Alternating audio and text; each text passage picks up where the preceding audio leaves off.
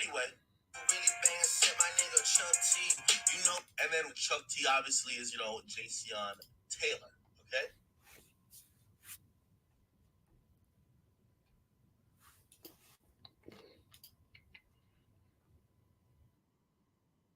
What?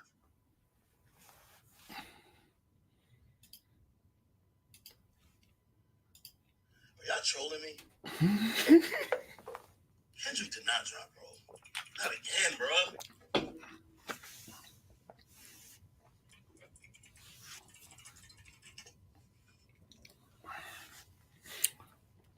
I got Drake behind me back here. I got, my little highlighted ghost. That's Drake behind me at this point. What's up, y'all? Hold on. I love watching DJ Academic's reaction to Kendrick dropping They Not Like Us. It's like he's watching my stream. It's like we can't even get a moment to like, yo, hey, now Drake dropped the phone. Oh man, it's gonna keep trying to focus on my mic. Hold on. No, did he? This nigga makes an album filled with diss songs. What's up with this shit, dog? All right. Hold on, y'all. I'm gonna try if I can get a right angle to do it on Instagram too.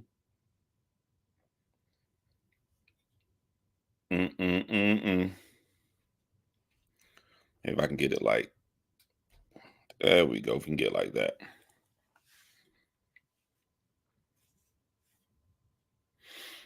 All right, so to Instagram, I'm live on YouTube, and I'm gonna do a full breakdown, my opinion on the beef so far with Kendrick Lamar and with Drake. Just things I've noticed. Just so I won't hold y'all for a long time, I'm gonna go ahead and let you know. This not even close. Kendrick is wiping the floor with Drake. It's not even close. But I understand my age. I understand I'm 44 years old, and I understand like there's different audiences you're trying to connect to.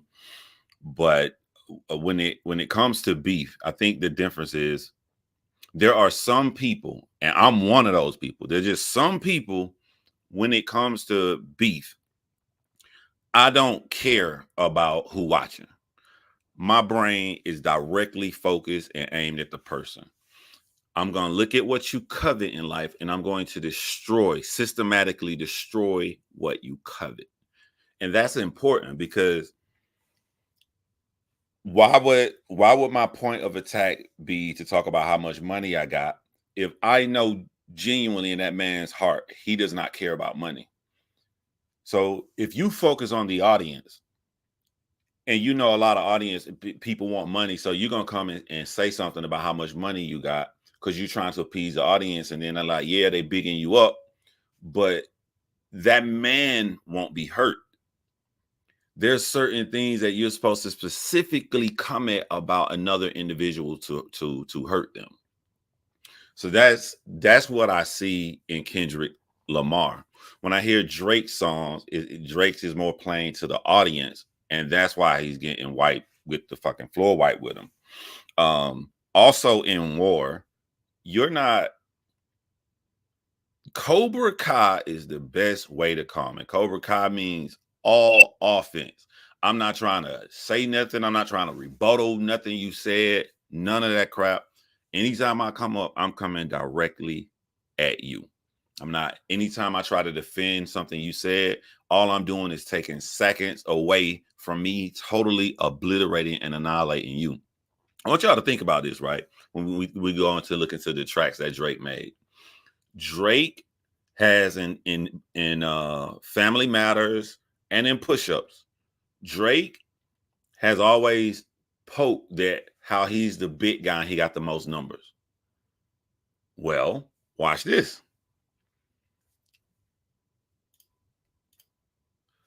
I want you to think about it like your asset is that you're the bigger person and you have the most numbers.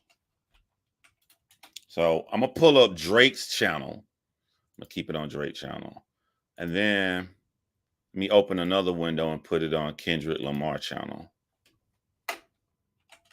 By the way, I'm trying to be serious here, but all I really want to do right now is fucking dance to They Not Like Us. I ain't gonna even hold you. I've been rocking to that bitch all morning.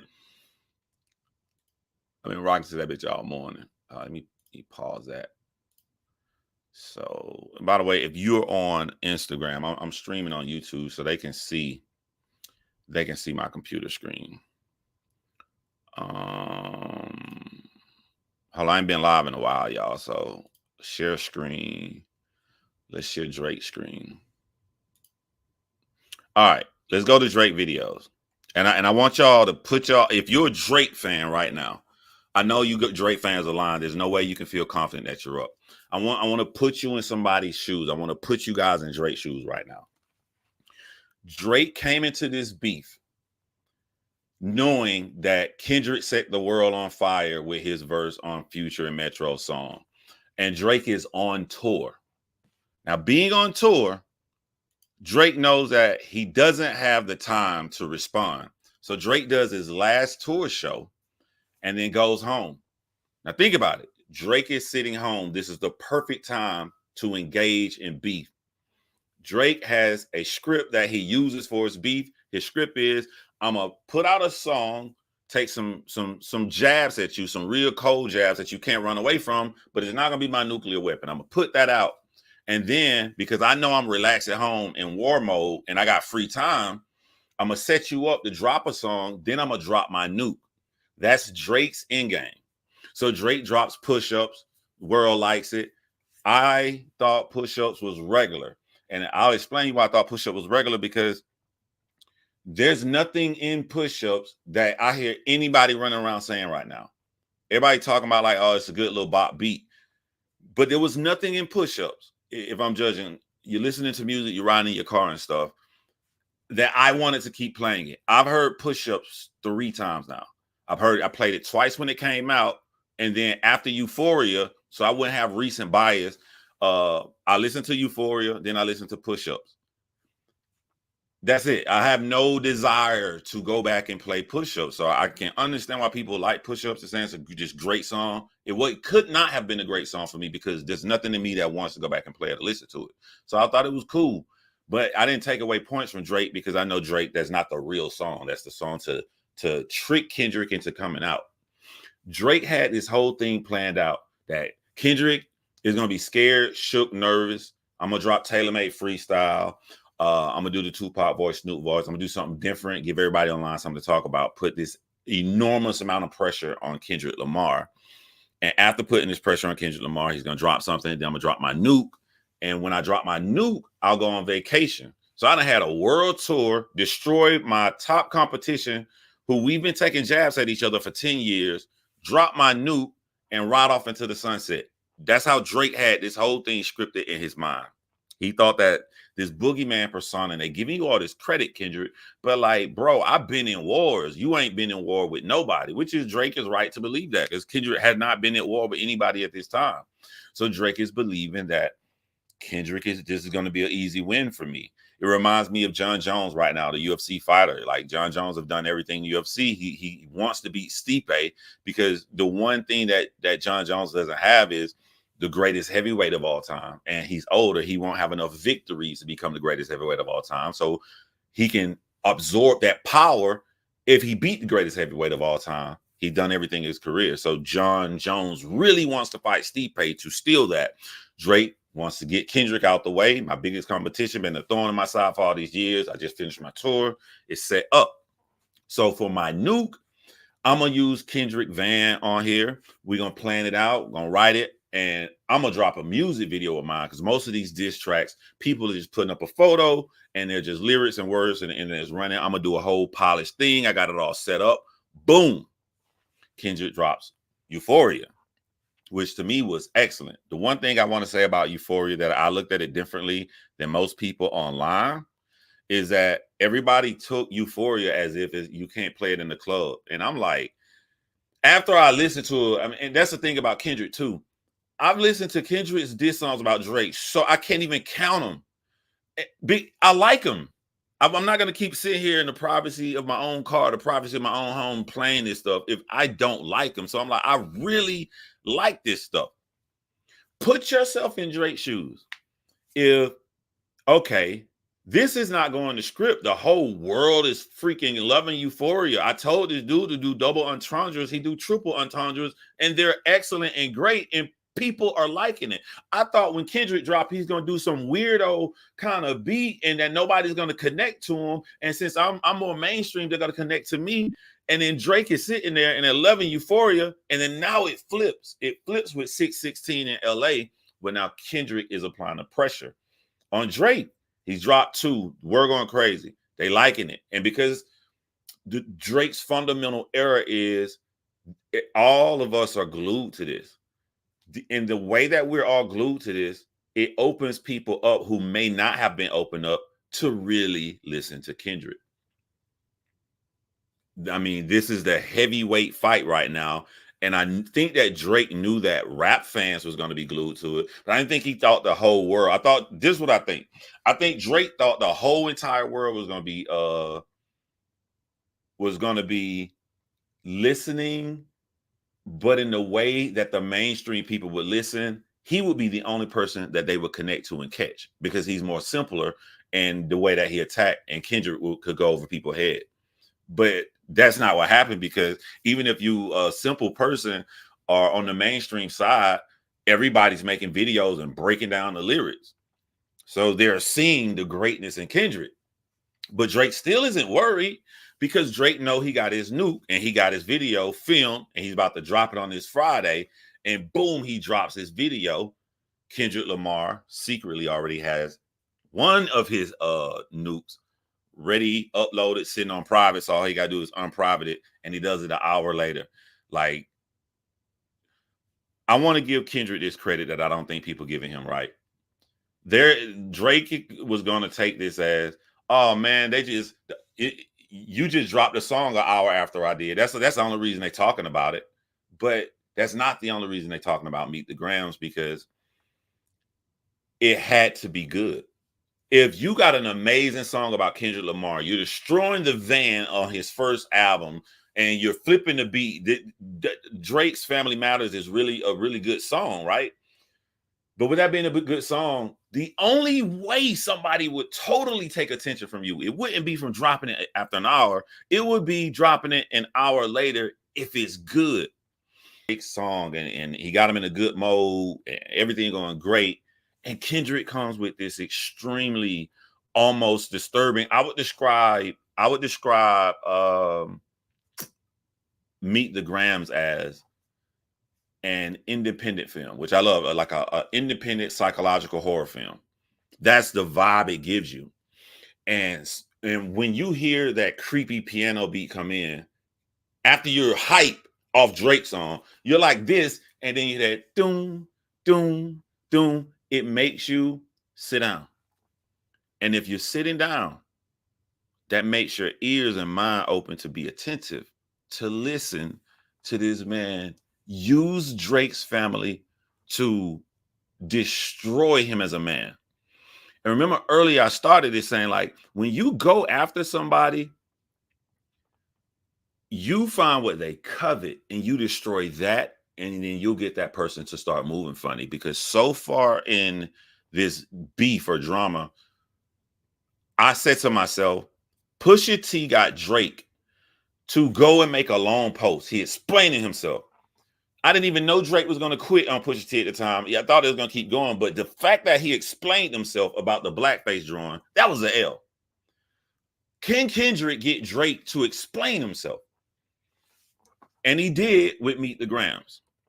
Now I'm gonna say something shocking here, where I just think that there's some real psychological shit going on. But hold on, before I get into psychological shit, let me show you why I got this up here on my screen. Imagine you put all of that work into your nuke to roll it out. And when you put in all of that work for your nuke, you get 11 million views. Drake has 11 million views on something he paid money for. He had to find the van. He had to film a music video, get everybody together to get the guy in the restaurant. He put money and a whole production into this. while Kendrick is sitting inside a little ass apartment just chilling. And Drake get 11 million views. Now watch this right here. Watch this. Let me put Kendrick Lamar page on here. Remember now, Drake is putting Kendrick Lamar down by saying that he's the one who got the bigger numbers. It's documented. It's inside of his disses. He's dissing Kendrick Lamar for having the most disses, right? The most money. I'm sorry, the most views. Kendrick Lamar drops a song 1 hour later. He puts no money into it. There's no video. There's no production. And he gets 13 million views. He has 2 more million views than Drake has. This is what Drake considered to be his nuclear bomb. And he cuts that off and he has 2 more million views in him. But it gets worse. He waits. It's only been 15 hours and he drops Not Like Us. And Not Like Us has 12 million views. This is bad. This is bad. If it was we liking both of y'all, you will have about the same numbers. This guy's putting out stuff after him. And Not Like Us, we know he wrote in the day because he's saying stuff that came from Drake's Family Matters. He's sitting inside of a New York apartment, chilling, doing like this right here. All right, Drake drop. Boom, boom, boom, right, throw it out and making a killing. And this screen shows that he's already taken what Drake's coveted. Drake covets numbers. He's destroying Drake in the numbers. Now, I want to go back and say, like, I have a different opinion on most people on this. Y'all gonna have to follow my train of thought on this right here. What's up, M's? I see M's in the chat. I ain't looked at this. My first time looking at the chat, y'all. On YouTube. Yo, where did I put let me see, stop sharing. Where did I put my live? Wait, I know how to find my live. View on YouTube. Okay. All right, here we go. I just want to make sure I can get back. I can see the chat. You can tell Kendrick did research and made it tailor-made just for Drake. Drake to be in my opinion thought his fan base would cover for his lack of substance because of who he is. Yes. Manny in the building. What's up, Manny, man? And Rebrand. I see you, Rebrand. So check this, right? Kendrick this entire time told us that Drake was going to lie. He has a mole in Drake's camp. And I really think that Kendrick Lamar, the things he's saying about Drake, he believes is true, except for one thing.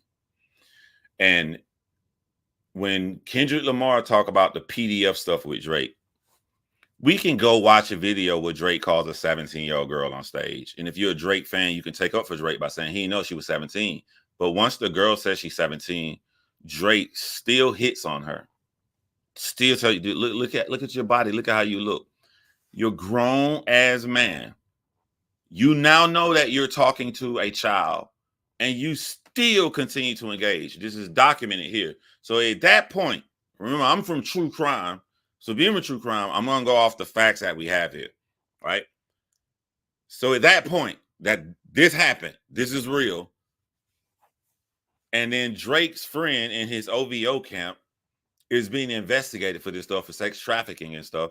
So when he talks about Drake being a PDF and all of that stuff in his songs, and he's talking about OVO camp, you got to get at the Kendrick. And this is my conspiracy theory thing here. I do not believe that Drake has a daughter. I don't believe that Kendrick Lamar thinks that Drake has a daughter. I think that Kendrick Lamar felt, okay, this is it. 10 years over, we about to go to war. And all Drake does is lie on people. All he does, he goes and he purposely, he knows he's going to lie. I'm going to kill Drake with the truth. I need to do the auto war to make the truth stand out and Drake not even defend the fucking truth. I'm calling him a PDF. I'm showing his lack of character, and I'm going to make him trip up and show he don't care about the culture that he's benefiting from. He did that when Drake made the joke in Family Matters about Kendrick Lamar rapping like he rapping to slaves. He's so caught up in his hatred for Kendrick Lamar that he put down the people that run hip hop, Black Americans. He put us down in order to try to put Kendrick Lamar down. You know what I'm saying? I see people get frustrated like that all the time. Like you get mad at somebody and you call them fat. Well, you don't like that person, but once you call that person fat, you got an aunt that's overweight, you got a cousin that's overweight. You know what I'm saying? You got people around you that calling that person fat is going to offend those people close to you as well too. And he got Drake to do it, and he capitalized on that on They Not Like Us. He got them to get out of pocket. Say me neither. What's up, V Conley, man? Happy belated birthday to you too, my boy.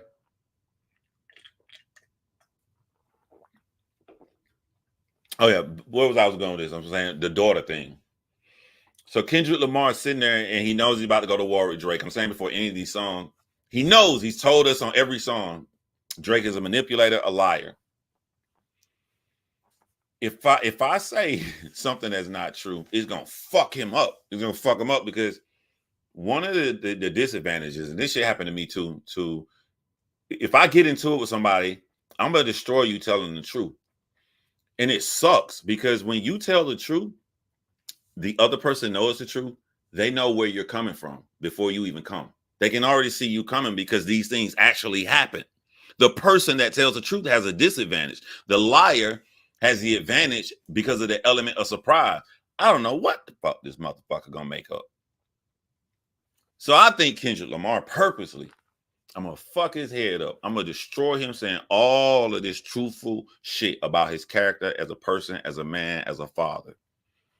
But then I'm gonna make him make a face and come out of line. I'm gonna say that he has a daughter. Now, somebody would say, John, if you condone that, you know that it's not true. You condone that. Like, no, well, I'm not gonna say I don't condone it. I don't really care for it because I can see the bias in you all. You have to be cool no matter what someone does. If it's something that you care about, for example, don't point out and say, oh, John stole a shirt. And you see that your best friend stole a shirt. Because what you're saying is you're using the fact that you morally care about thieves. That's what the image you're putting out. I care about thieves. I don't want people to steal. But you're using that as a shield to guard what you really feel. And what you really feel is that you don't like me. You don't like me. And you know that if you point out that I stole a shirt, it'll make me look bad. But you don't care really that I stole a shirt because your best friend stole a shirt. This is what I'm seeing online with Drake fans. Kendrick has to prove that Drake has a daughter, but Drake has a song saying that Kendrick Lamar's son is not his. Why is this not equally a big topic if these are things that you truly care about? I don't give a fuck about either. That's why it don't bother me when I feel like Kendrick Lamar's lying, because Drake is lying.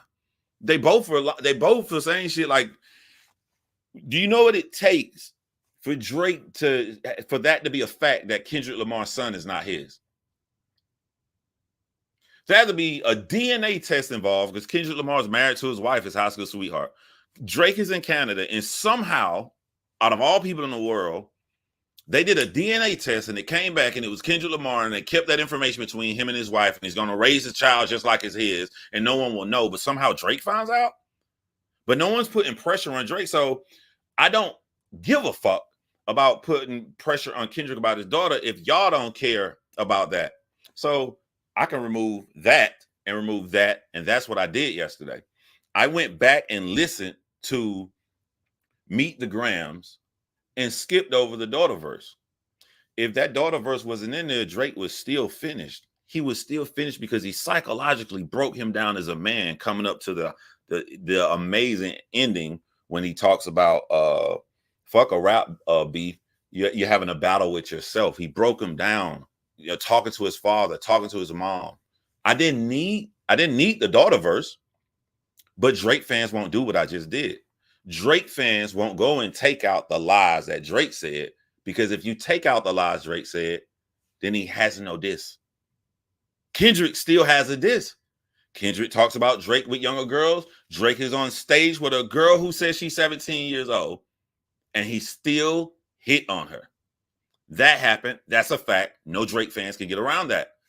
Kendrick still has shit if you take out the daughter. If you take out the lies that Drake said, he has nothing that he can say about Kendrick. And I think that's what has him rattled right now. Even the lie he said about it, no one gave a fuck. No one cared at all. So I want to go on to more facts too. Y'all got the true crime guy breaking this down. So the PDF stuff we can keep in there. It's been shown. The OVO's PDF stuff we can keep in there. That's been shown. Something else we can keep in there to break somebody down as a fraud and as a man is this motherfucker. Drake Rick Ross in his song. And forgive me, I can't remember the name of the drug, but it begins with an O. Y'all know what drug I'm talking about. But he said that Rick Ross took these pills to lose weight. The cover album on Kendrick Lamar's Meet the Grams that came out an hour later. Zoom in and you see that Drake has a prescription of the same drug that he accused Rick Ross of having an hour before. You accuse a man of doing this right here to cheat so he can lose weight, but you have a medical prescription for this same drug. It's in Aubrey Graham's name. Yeah, Ozempic. There you go, Ozempic. How is that not the biggest fraud ever? No one is talking about that. No one is talking about like the important shit. If you want to break somebody's character down, like that's a finishing move. Kendrick Lamar has so much shit built up in these songs that even something like that, that's a finishing move you cannot get around. He don't even need it. But no Drake fan can come and get around that. It is right there. It is a real prescription. It really is an Aubrey. It's Graham, Aubrey's name. Now imagine how you must feel to be Drake, because Drake set this up to drop his song Family Matters and ride off in the sunset on vacation. So this has to be done. Now you going on vacation and you know you just dropped this song saying this about Rick Ross, and here go Kendrick Lamar with a screenshot of your prescription of the same drug. And you can't do anything because you went to war on the premise that you have free time, but you wanted that time to end Friday. So now you're back to being busy. With you being back to being busy, guess who's sitting there with nothing to do? Kendrick Lamar. Drake loses this off arrogance. The arrogance that I'm going to go in here and finish one of the greatest lyricists ever. Kendrick is up there, is one of the greatest ever. One of the only rappers, he is the only rapper ever to win a Pulitzer Prize. That's crazy. I think Kendrick got a Pulitzer Prize, a Grammy, and an Oscar. Only two rappers got a Grammy and Oscar. Kendrick with the Black Panther thing, and I think Eminem with 8 Mile, Lose Yourself. And you thought you were going to beat him in this time period, and you believed in this plan, and it had to go your way so strongly that now you have left yourself open to a madman. A madman. Kendrick Lamar has reminded me of myself so much, because like one of the reasons I don't like to get into beefs with people, because I'm afraid of myself. Like I like to go do what I want to do. So if you bother me enough that I see you talking shit about me, but if I turn around and I say, fuck this shit, don't cry, because I'm not stopping. I'm not stopping. I'm not coming, none at all. Like, can't nobody save you. Don't call my best friend. They already know how I am. Like, you shouldn't have put John to that area. Like, can't nobody save you, fam.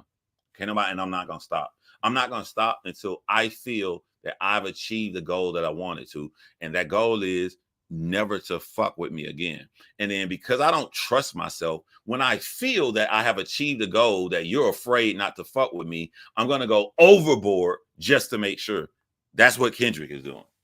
I relate. I relate. That's why I try to take my zen and be peaceful over here by myself. Because I don't like to get in no shit. Because I'm Bunny, I see you.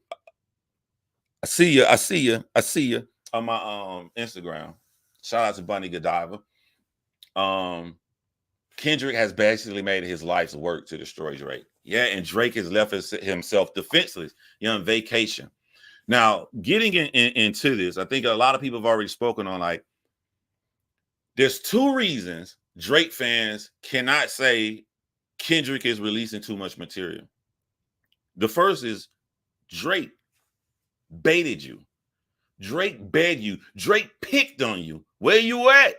Where you at? Where the fuck is he? Don't drop your shit. Like, you can't beg a man to show up for a fight and be like, please leave. The only way you can do that is you're saying, you whipping my ass. You whipping my ass. If you're not saying you whipping my ass, you can't do that. The shit that Drake talked and tailor-made freestyle set it up that you can't nobody fucking complain about Kendrick Lamar putting out all these songs. The second reason you can't, no one on OVO camp can complain that Kendrick is dropping all these songs is because they're so different. He didn't, today he killed his man in a dance track. Kendrick not even known for dance track. And this shit is good. Like, I don't think Drake realized the problem he got himself into until like 5 years later, because there are certain songs that come and is there for a lifetime. Sir Mix-a-Lot, Baby Got Back. You know what I'm saying? Like, that song was old as hell. And when, in my 20s, that song was old as hell. But us young people in our 20s back then, we knew almost every word to that. And then people now, if you go to the club and you play all this music and then they turn the lights on in the club like everybody leaving it, you play Baby Got Back, people gonna start laughing and shit like, all the DJ playing this, and then they're gonna say, I like big butts and I can't not lie. It's certain songs that hit that's gonna last forever. Fam. Like, it's on some fuck a nigga up shit. My favorite out of all the series is Meet the Ground. But this man taught a history of Atlanta. He's teaching, and the beat drops a little bit in They Not Like Us, and teaching about Atlanta to set up the show that Drake's a colonizer in a fucking dance song. This ain't going nowhere. This ain't going nowhere. 5 years from now, if the club letting out and all the little people going home and stuff, and that beat drop, they gonna dance walking to their car. They're gonna dance walking to their car. This shit slap. Before I went live, the last thing I did when I set everything up right here, I typed hashtag not like us and hashtag they not like us in TikTok. And what I thought I was gonna see, I saw dance routines. Kendrick Lamar don't even like dance music. He did some shit that Drake do. Oh, you like this shit, nigga? Let me show you how easy this is. This is a massacre. This is a massacre. I went out and went in front of people. Debate me and show me how Drake winning. Please show me how Drake winning. I saw clips. I think I just put one on my Instagram story, just the club, because I knew the first time I heard They Not Like Us, and he said, you're trying to strike a chord and it's probably a minor. When I heard that the very first time, I said, like, everybody finna be saying this shit. And then somebody put up a clip of the club last night. I don't know what club it was, but the DJ is playing They Like Us. Remember, it's only been out for a couple hours at this point. And everybody in that motherfucking club said a minor. And I told somebody, I said, this is gonna be one of them songs that when they play it in the club and the DJ gets to that part, the DJ gonna drop the beat. I literally said that shit this morning. And when I saw that clip, that's exactly what happened. The DJ dropped the beat, held it, and everybody in the club said a minor. This is an ass whipping of epic proportions. Right now, how I feel like I felt the day after Ether dropped. The day after, at that point, it was done. Jay-Z tried to do his little freestyle thing, went in Apollo. Like, you have your heart beating fast because these are two titans, Jay-Z and Nas, and I don't know who gonna win this thing in the end. But that was the point. That the day after Ether dropped, that's when I sat back and I went, this is going beyond me feeling like Nas won. The world feels like Nas won. This is over. Oh my God. It's in past tense. We waited for Jay-Z versus Nas for so long. And now we went from We wanted it to happen, so it's happening, till it's over. Nas beat Jay-Z. We wanted Kendrick versus Drake. I'm relaxed at the point now. It's over, bruh. Drake and Kendrick went at it head up, and Kendrick beat him. Beat him bad. He beat him. He out Drake. He did Drake's Tailor Made was a tease song to push and put the pressure on Kendrick. Kendrick turns around and makes 616 in LA and do it to Drake. But better. Not only did he beat Drake doing Drake shit, but he stayed Kendrick at the same time. In Tailor Made Freestyle, Drake says, hey man, you better drop some motherfucking Quintandra or some shit. Drake is trying to mop, saying like none of that shit gonna work. Kendrick literally did it. He literally did it. He did it in 3 songs. You asked me to do it, I'm gonna do it. Audience saying I'm doing everything perfectly, but the only one thing I'm not doing, I don't have a dance club. All right, let me show you how easy it is to make a fucking dance track. Let me tell you something that's I talk to people that I feel that's being overlooked, and they not like us. I thought everybody gonna be talking about it, but nobody ain't really talking about it. It's just this motherfucker said sweet chin music. What is that? Sweet chin music, and I won't pass the aux. Sweet chin. In a dance song. This is all in a. I left. I left and said that. For him to do this to Drake an hour later and come out with Meet the Grams, this is so dark, and everybody is calmed down to listen to everything Kendrick's saying. Even the fake daughter Haymaker, everything that said like Drake can't beat this guy.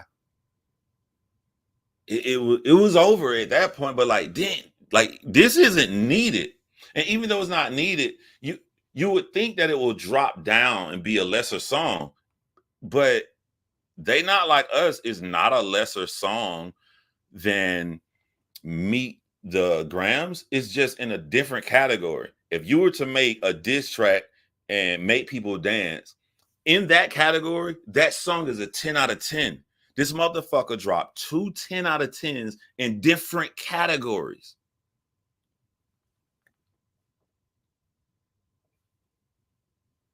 Is there any Drake fan or anything? What could you say at this point to be honest with yourself? Motherfucker, I roll Tide. I go Fins. I'm Miami Dolphins all day. Miami Dolphins get their ass whooped. I say that Miami Dolphins got their ass whooped because you're not going to help anybody, or you're just going to be another OVO stand. And that's what got led Drake into this situation right here. When you got stands that's around you, they're not keeping it honest with you, keeping it a buck with you. Is your name on the line? You the only one out here. Yeah, his Achilles heel dragging hit his body around for 9 days. Now, at this point, I hope that Kendrick is smart enough not to fall into the trap, because I say They Not Like Us being such an awesome diss song that he has tapped into Drake's world. Hey Drake, I'm in your world now. Guess what? These motherfuckers finna dance on TikTok. I'm finna have the white teenagers dancing. I'm gonna have black people. I went on TikTok and some woman just laying in her bed and she made a face like, oh my God, Kendrick dropped again. And she hit play and Kendrick said, I see dead people. 3 seconds later, it took 3 seconds. She was dancing in her bed. They out here dancing to you being called a pedo, man. This is why I say you come after what someone covets because they feel uncomfortable. If you look at the reality, you look at the world. If I was Drake,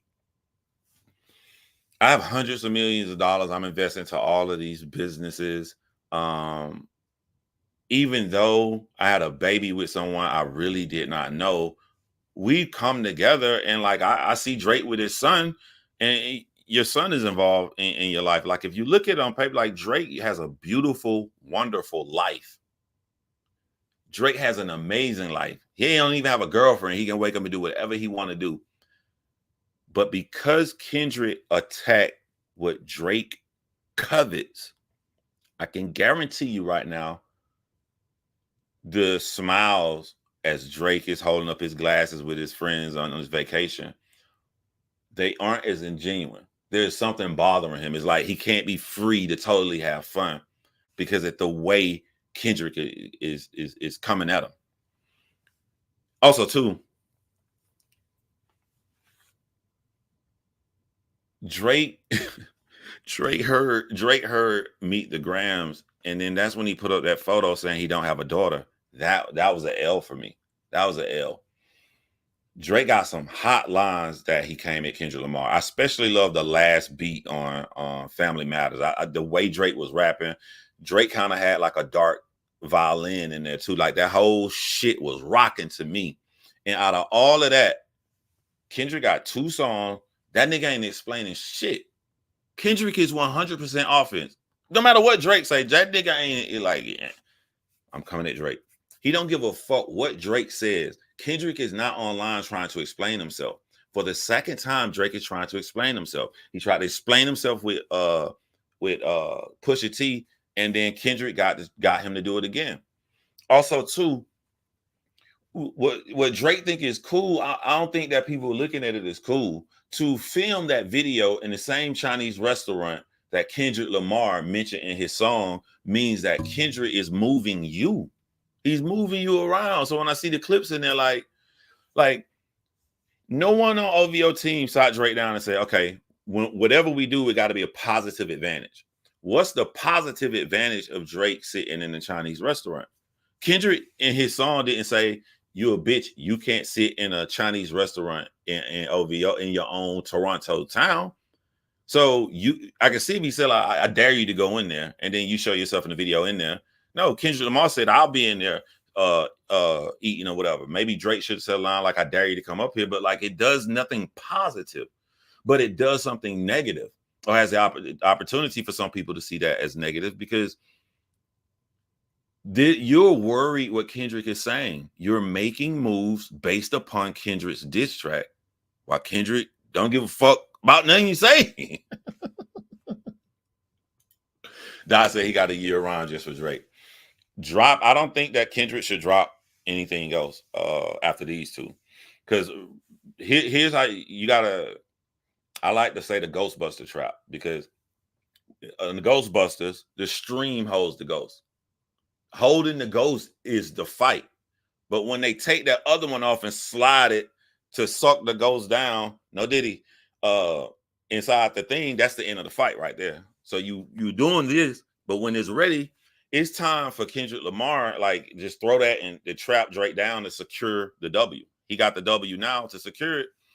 Don't risk that you just dropped 2 perfect fucking songs in 2 different categories. Drake hasn't dropped anything. So these other songs you got, just don't drop nothing else and keep them on tuck for if Drake decides to drop when he comes from vacation. Then you got the W secured. Or if Drake never drops again, it's over. You got the W now. So you either way it go, you got the W. But I don't believe, and maybe I'm wrong, I don't believe that any human being on earth can continue to put out perfect fucking diss tracks. So like, I'm scared that when I see Kendrick drop a song, like this is gonna be the lame one that everybody hates. He ain't done that yet. So if you are at the point to where they Meet the Grams and They Not Like Us is well received by everybody, to where this nigga Kendrick made a song, Meet the Grams, that made people feel uncomfortable. He made people feel uncomfortable. Like it was leave him alone. I think secretly before that song, people were saying in their own heads, on the privacy of their own home, like, man, maybe Drake should stop. When 616 in LA dropped, people probably thinking it. Meet the Grams made people say that shit out loud. It didn't reach the point to where like, yo, hey Drake, man, you might just want to motherfucking chill, fam. Wait, Daylight is saying he's the mole in Drake's camp. It's crazy, like I know Daylight, you know what I'm saying?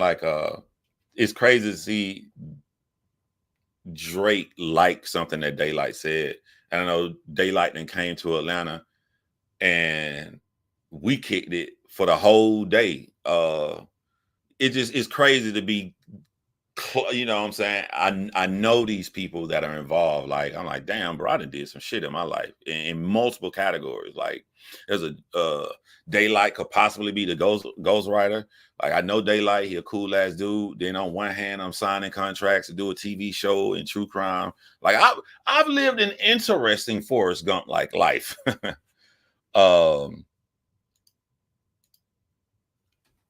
Do y'all think the mole is still with Drake or the mole is gone, like a former person? That shit made me think about the film The Departed. Like, when I think about Drake looking around, like, which one of these motherfuckers is telling?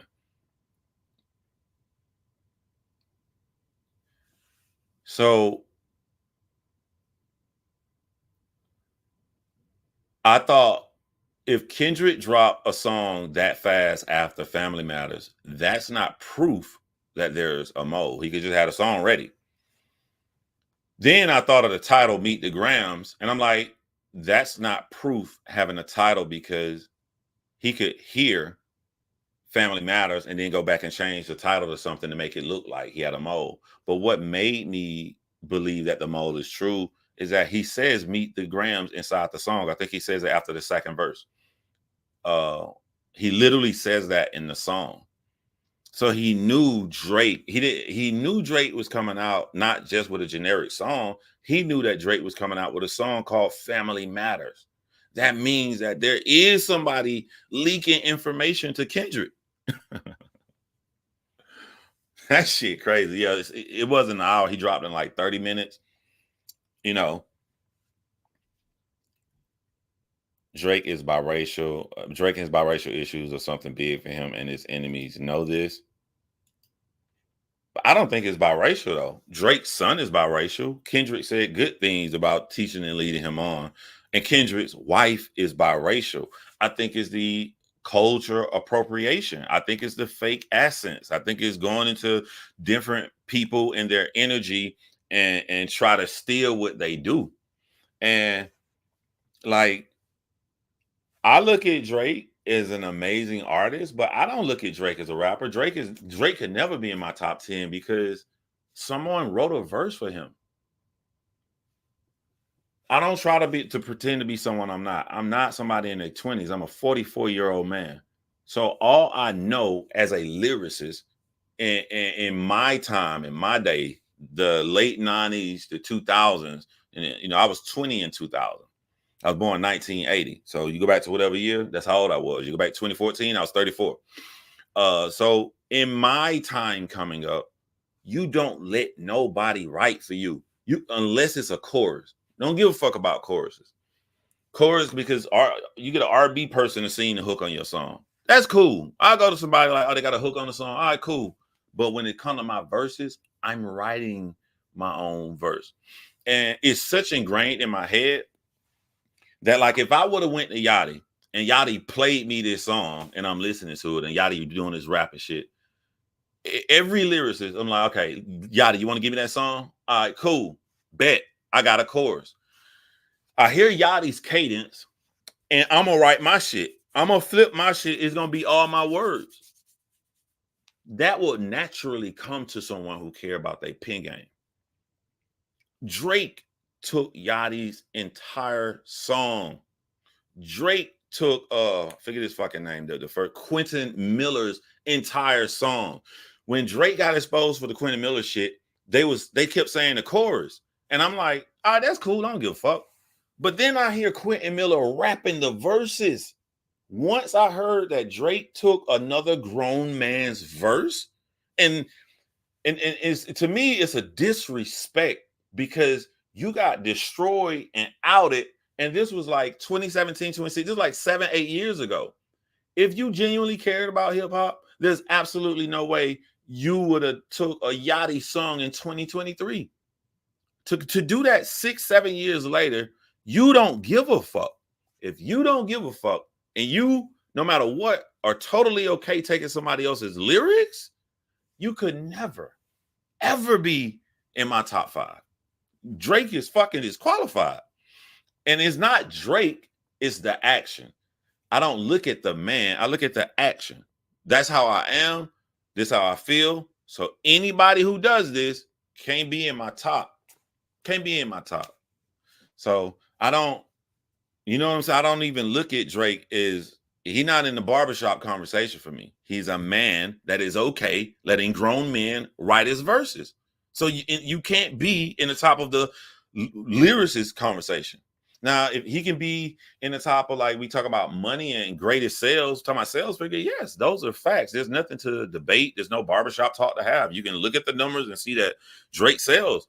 Happy to him. Kudos. Put money in his pocket. His family good. So if this is a conscious decision that you're making for that, I respect that. In that respect, I would never respect you as a lyricist. And how that bleeds over into a war of words is we all joking around and people making skits about the ghostwriters being around Drake. But at the end of the day, I can't say that that's true or not. I can't say that that's true or not, that he don't have a team of ghostwriters sitting around helping him write these bars, because he's shown he doesn't give a fuck if someone writes for him. And that's something Drake fans can't get around. That's something Drake can't get around. You have shown on more than one occasion that you have no problem with men writing lyrics for you. Even if he wanted to do, which wouldn't work, if you want to go like, oh man, that's just a song about a girl. It's not no lyrical song. Like the Quinn Miller song wasn't no song about no girl or nothing. Like, what? Like you taking nigga songs. You taking songs that's for the niggas, for the guys. And you got another man writing them. He don't give a fuck. Yeah. It's the same in the dance community. You can't buy the person's move or style, even in the professional ballroom world. We can have the same coaches, but not the same choreographer. Exactly. Facts, man. The new era of hip hop, and that's what we really here to see. Yeah. I might write this for the docket. It's crazy. We putting cases on you bitches. Yeah.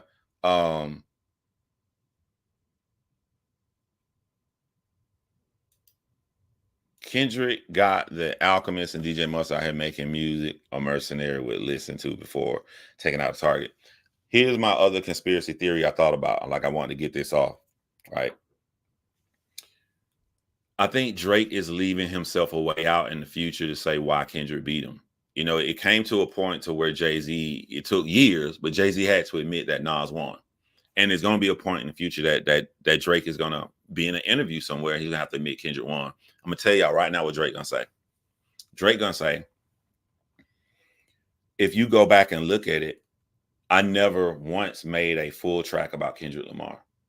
So for all y'all out there wondering, like, when Drake dropped Family Matters, like, why he talking about Ross and all of them, get back to Kendrick and shit, y'all, like, you know, I think it's a miscalculation, a misstep that he not talking about Kendrick the whole song. I don't think it's a misstep at all. I think Drake did that shit on purpose, because I think Drake realized he can't win, and he's trying to make an excuse for why he didn't win. At this point, no one gave a flying fuck about none of that shit going on. But in order for Drake to keep the false narrative that it's 20v1 going, he got to keep making it look like it's 20v1. It's not 20v1. It's Kendrick Lamar making songs and fucking you up. It's just Kendrick. No one caring right now about that song Rick Ross did, which was fire to me. No one caring. No one caring about Metro Boomin tweets and all that shit. We waking up, and the motherfucker that's getting the 13 to 12 million views, the motherfucker that's getting 1 million views within 30 minutes is Kendrick Lamar. And I think Drake is putting other people in the song so he can have an excuse in the future for why he lost. And his fans can have an excuse. But at the end of the day, Drake never really made a whole song about Kendrick. That's just my little conspiracy theory I got there.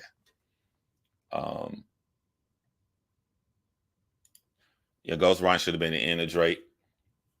Now I put the ghostwriting where the ghostwriting belongs. The ghostwriting ghostwriting belongs on the topic of lyricists. That's it. best rapper who can rap.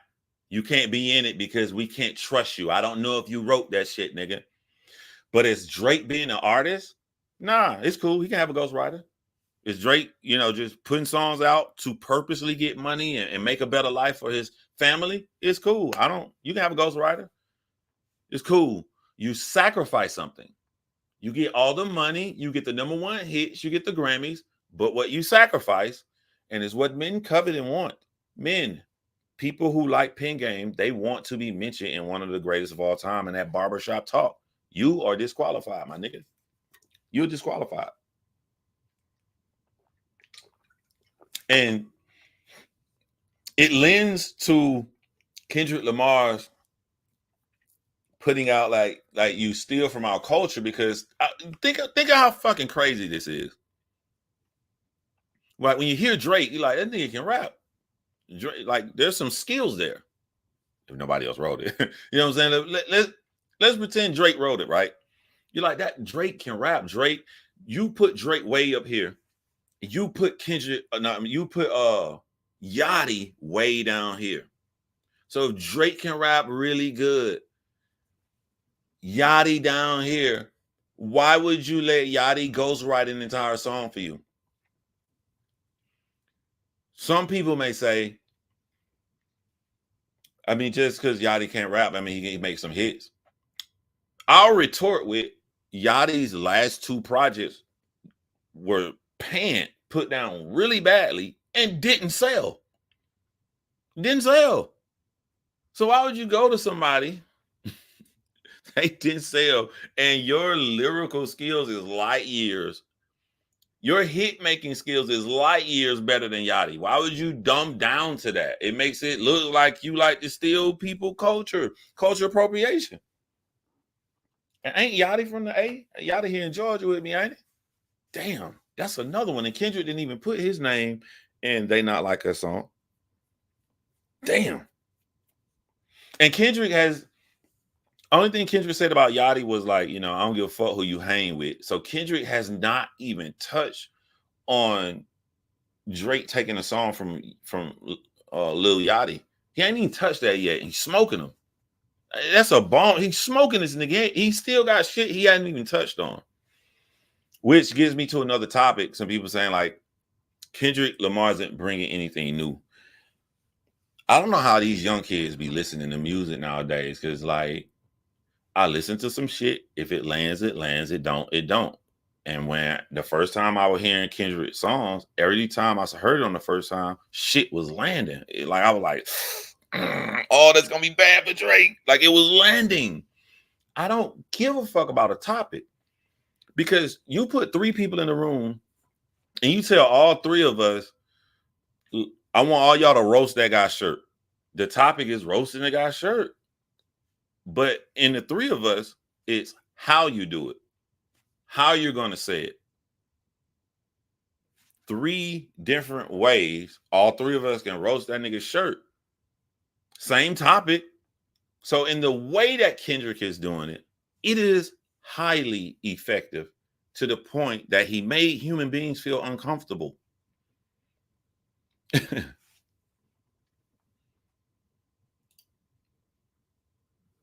He dropped another one. Let me look and see if this person lying. Like, oh my God, I've been watching people be on a live stream and Kendrick drop one. Nah, he ain't drop another one. I'm like, if he did, he put that on his page. I was like, oh my God. Oh, and the nigga, this motherfucker is clever. I just caught on. Maybe y'all caught on. I just caught on right before I went live at the end of They Not Like Us, when he said, he a fan, he a fan, he a fan. I'm just thought like he's saying he culture appropriates and he trying to steal our shit, but he not one of us. I'm thinking he's saying he a fan of us. When he say he's a fan, he's saying FAN. He's a freaky ass nigga, which comes back next. He a fan, he a fan, he a fan. Freak ass nigga is. Nah, bro. Like, if you're not trolling, that shit ain't showing. Because I type BBL Drizzy in. I don't think he should do it though. I don't think that he should drop one right now. Let this shit breathe, bro. You can have a #1 hit right now with They Not Like Us.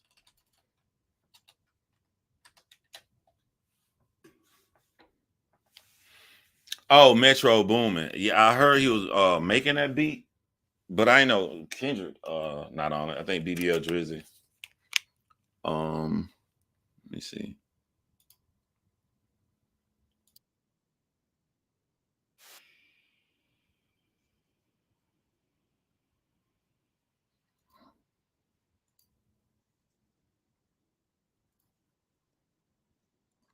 So it's just a beat, but the little clip I heard, BBL Drizzy beat, that shit hard. Like I'm probably gonna get on it. I'm probably gonna drop a verse on that, man. He said the best verse gets it. I'm definitely gonna get on that challenge. I don't know if he's gonna see my shit, but I'm gonna get on the challenge. Does he want us to diss Drake, or we can make any kind of song we want? I don't know if I want to diss Drake on it though. Yeah, Kendrick said he can go further down the rabbit hole. If I'm Kendrick right now, I stop and take the W. And if Drake drops something, release another one of my songs and another one of my songs. I would want Drake to feel that you're trapped. Take the L now, or take an even worse L. And then I'm gonna tell you what I do if I'm him. After I beat Drake and it's over. So let's say he got 5 songs, right? I'll put those 5 songs and make a little EP called Drake. Don't what they said? Don't rap against Kenny ever. That would be the name of my little EP, and be the first rapper in history to drop a fucking 5-6 song EP on another rapper. And what's gonna happen is, if Kendrick Lamar does that, all the views he's getting from each song will be counted as album sales if he put them together on an album. And then now you get to brag even further for the history. It's all about history in hip hop. You went platinum on a fucking EP against a nigga. You the first nigga to drop an EP on somebody. That's what I would do if I'm Kendrick Lamar.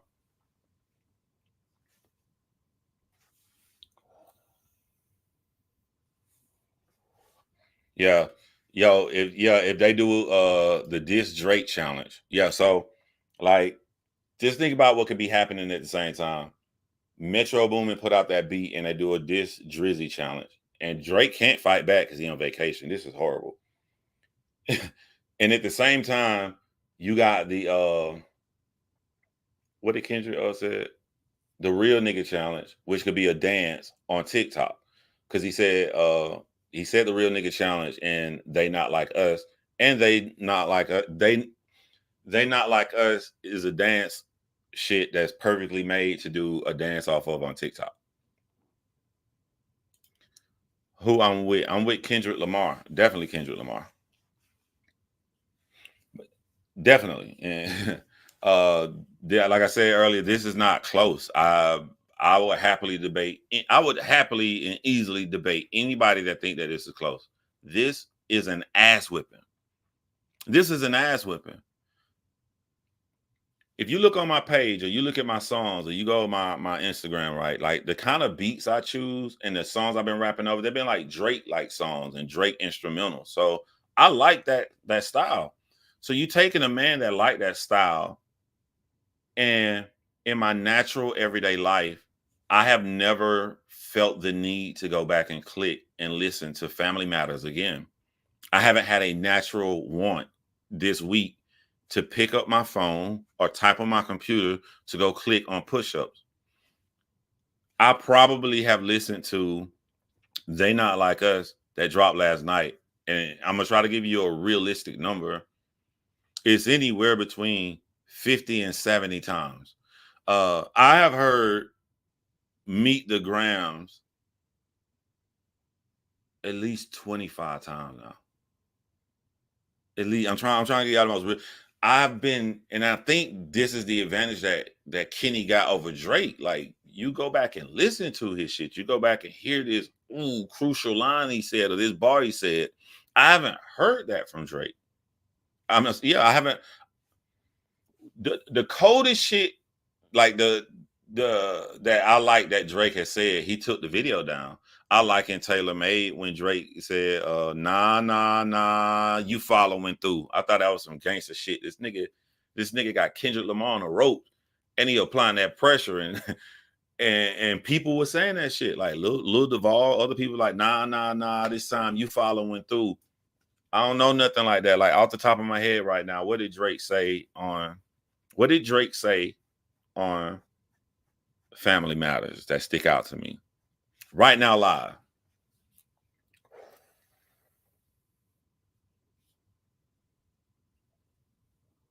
I don't know.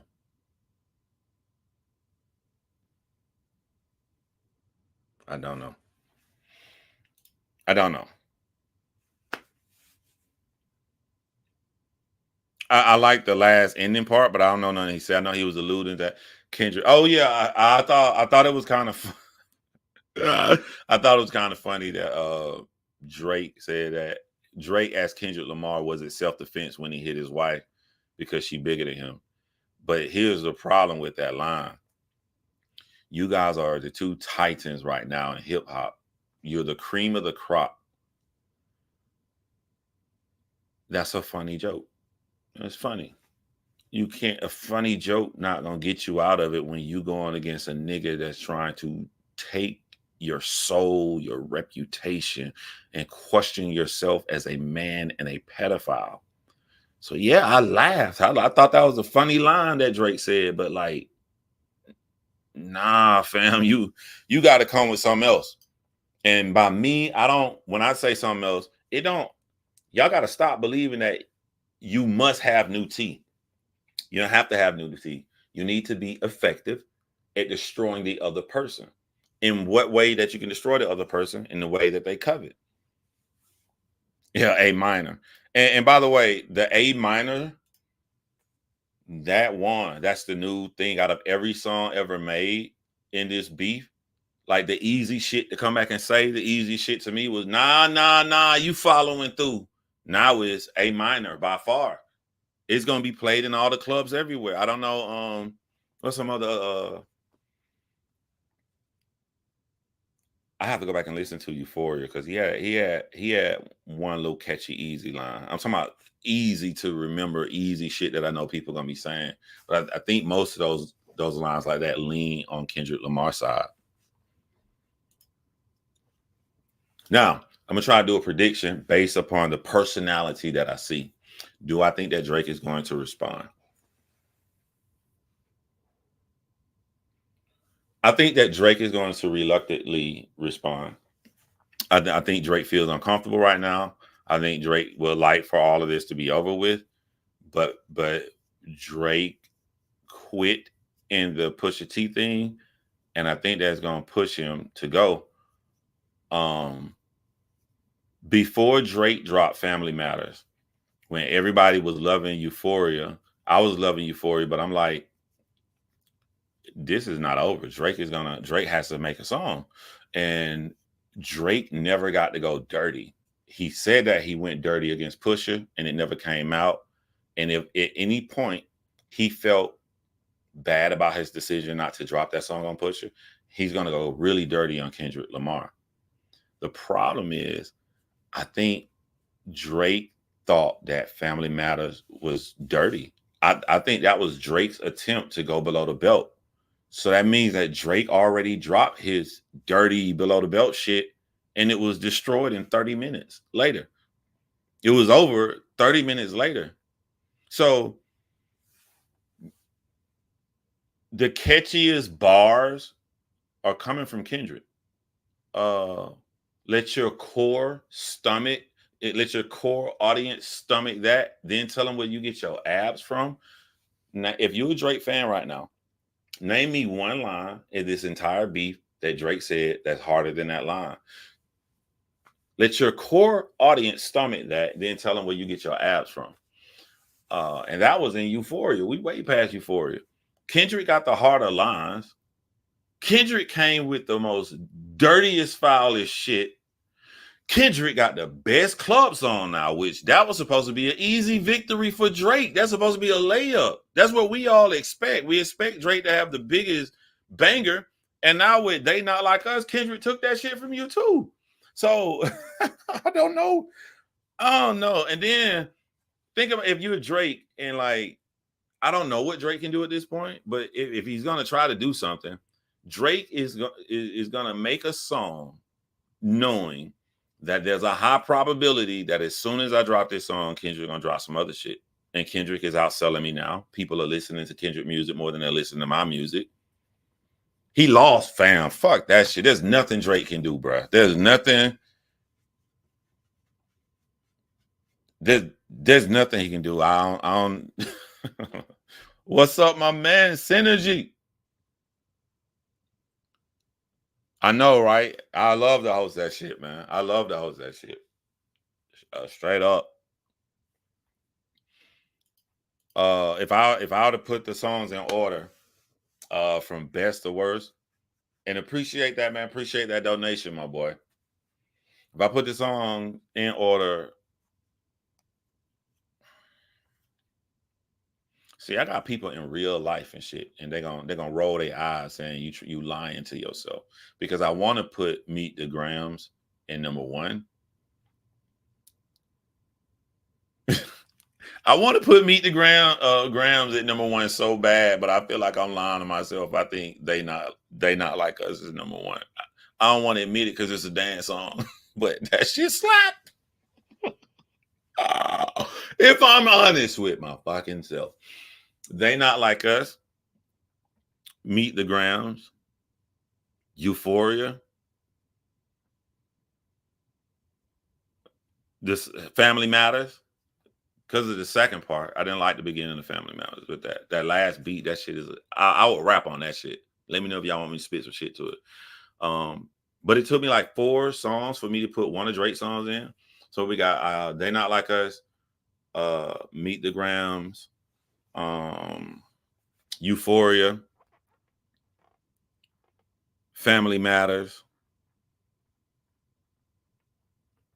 Nah. Hold on. Do I need to type this shit out?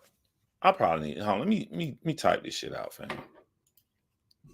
So I can put these in order.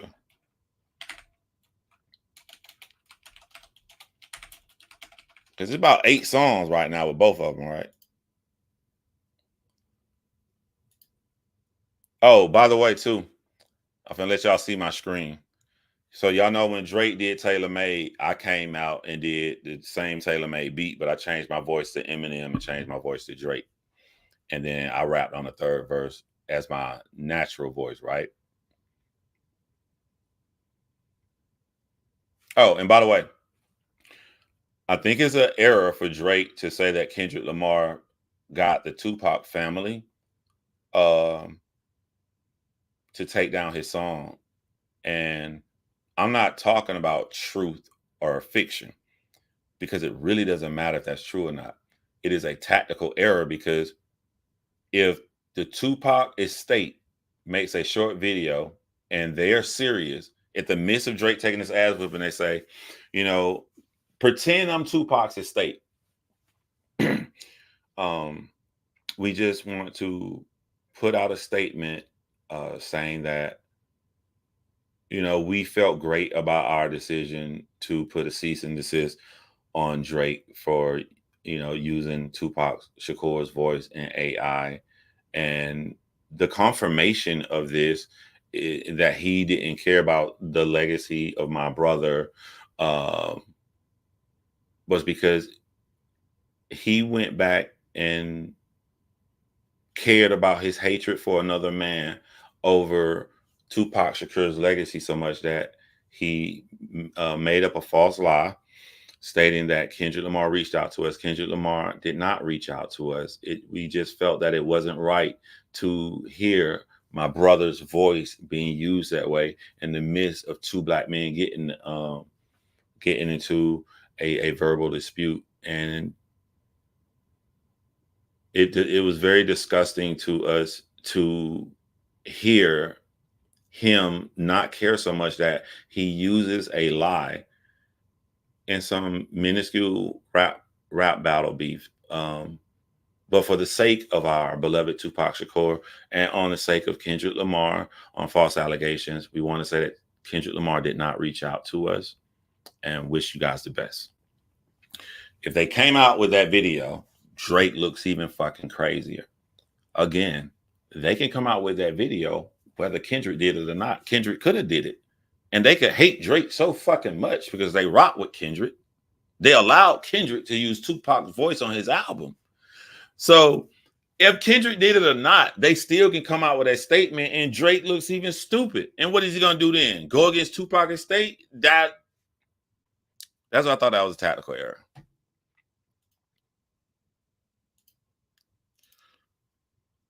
So this is why I write my rap song, right? So you can see this is the song I did. So that was really me. That was my Eminem verse I was rapping on. That was my Drake verse I was rapping on. Then that was my verse. So this is what I write my raps on this right here. I write my raps online on that because the second you type on here, it's saved. And so I just pull up the site, it's saved forever. So I don't have to worry about losing anything. But I'm gonna try to put the songs down in order, right? So number one, they not like us, or not like us, I guess.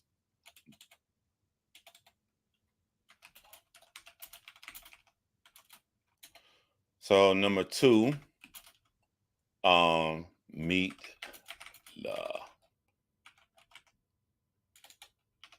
the bad part about Meet the Grams is, like, for future purposes, after the beef is over with, right? Once all this shit is over with, that's a dark ass song, bro. Like, I don't know how much replay value that's gonna have after this shit is over with, because you gotta be in a mode. Like, I don't want to be happy and listen to Meet the Grams. Like, that shit is disturbing. But for its effectiveness in the battle, that's the second song, and that's a close second. I can switch between 1 and 2, but I know I'm gonna be rocking Not Like Us more than that. So I'm gonna put this at number 2. Number 3 is gonna be Euphoria. Now I pause right here because my number 4 was gonna be Family Matters, but I had forgot about Tailor Made Freestyle. I really like Tailor Made Freestyle. If you like the last beat switch on Family Matters, look up Tink Real Upgrade. It was flipped better there. It's a sample from the last Emperor movie. I appreciate that, man. I'm definitely 100% gonna look that shit up too, because I did like that. I'm gonna be honest, right? I'm going by my opinion. I love Tailor Made Freestyle. But I understood why the Tupac Shakur estate would want that to come down. I also felt like that it was disrespectful to Snoop Dogg. And I'll tell you why that was disrespectful, right? Y'all not gonna sit up here and tell me that Drake done got Snoop Dogg number. Snoop Dogg, one of the most popular humans of all time, and very approachable, very accessible. I know y'all done had somebody do this to you in your real life, right? They didn't ask you because they knew the percentage was going to be high that you say no. I think that's what he did to Snoop Dogg. It was going to be a high percentage that Snoop was going to say no. Snoop is such a welcoming person. You have to call this laid back guy who cool with everybody. I remember when I was doing press at this battle rap event Snoop Dogg threw in Atlanta, right? I remember just being there and watching Snoop, and he kept rolling blunts. He only need one blunt. He was lighting the motherfucker, hitting that bitch, passing them out to everybody. Passing them out. Like, he's on stage, light a blunt, y'all pass that around. Tell them up, just pass through the crowd, just getting everybody high. A guy that's cool, laid back like that just want to chill, have fun. You can't call him and say, hey man, you know, I got a beef with Kendrick Lamar, so I want to, like, you know, I wrote a rap and then I use AI in your voice to make it look like you kind of talking to him. Just, you know, want to run by and see if that was cool. The answer would have 100% been no. It'd have been 100. Snoop Dogg cool as hell with Kendrick Lamar. Snoop Dogg cool as hell with Drake. Snoop Dogg definitely would not want to be in a beef like that. So I feel like Drake knows that he could have easily asked Snoop, and he did not ask Snoop because he knew that the answer would be no. So that's some foul shit. Now, this as a song, listening to Taylor Made, I thought that was highly effective. It was almost cringing me because I'm like, yo, this is bad. Like, this nigga just dropped the push-ups and he coming right behind with this. Nah, you following through. And then Drake's last verse, and then the talking shit, uh, it didn't age well because Drake was so cocky and confident, and especially with the talking shit at the end, that like because Kendrick been wiping the floor with him, everything he's saying is coming back to haunt him now. You better do a quadruple entendre or some shit like that. That's biting Drake in the ass now because Kendrick did it, and it was awesome. But listening, when I heard that shit got a lot of replay value for me. I know it's not a popular song, and out of all the songs Drake and Kendrick made in the beef, I understand it's not up there for a lot of people. I understand it's not a lot of people cup of tea, but for me, I like Taylor Made Freestyle. So I put Taylor Made Freestyle at number 4. And then that means I'll come back and I'll put Family Matters at number 5. So we got Kendrick, Drake. What we got left? Number 6.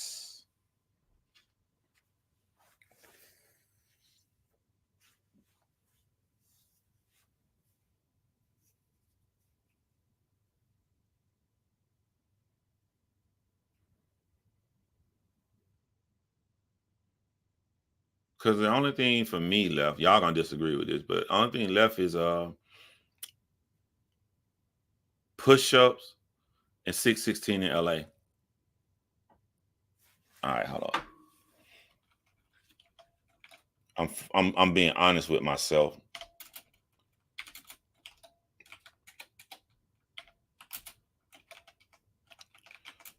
That's my list right there. And I'm gonna tell y'all right now, I know y'all thinking where's like that, John? I don't, and where is first person shooter? To me, that's not the fight. To me, first person shooter and like that were the tiny events that started the fight. To me, the fight started like Taylor, no, I'm sorry, like that, and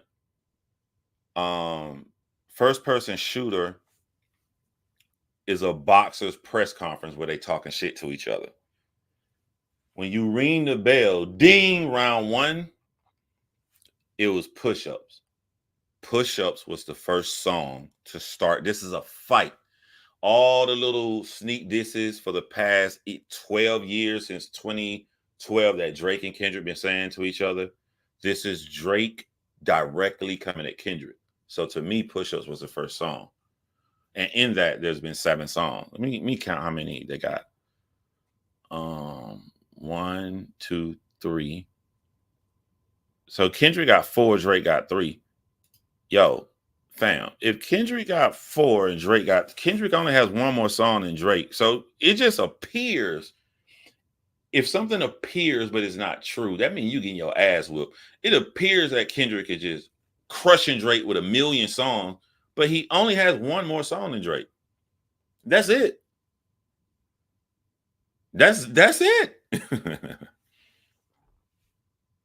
What's up, Zena with the fire? And what's up, Renee?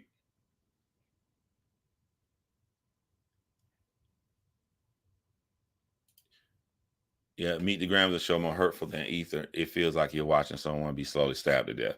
All right, I got a conversation. What songs are gonna last in history? Like when they start talking about, because they're not gonna choose every song in this one beef. You gotta go through every beef. You gotta go through Ice Cube, NWA, Ice Cube, Common, Cannabis and LL. Of these 7 songs in the fight, what's gonna last?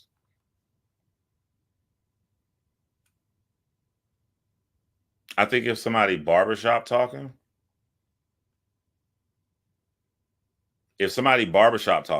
like 5 years from now, and somebody like, well, I ain't hear them songs.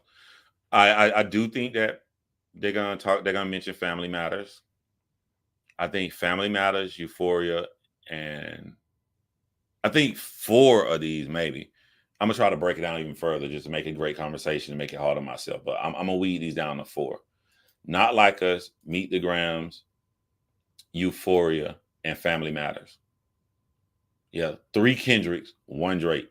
I think they're gonna mention it's gonna be Family Matters. The problem with Family Matters, like for future like conversations, Family Matters maybe too.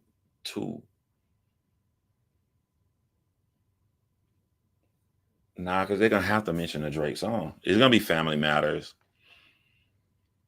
And I think the first song they're gonna play of Kendrick Lamar, probably Not Like Us. And then after they play Not Like Us and be like, yo, the nigga came on some creepy ass shit where he talked about Drake. He literally talked to Drake's entire family. Yeah, for real, check this shit out. And then they're gonna play Meet the Grams. I don't know. Y'all tell me what y'all think. Definitely Family Matters. I don't know which one of Kendrick's song.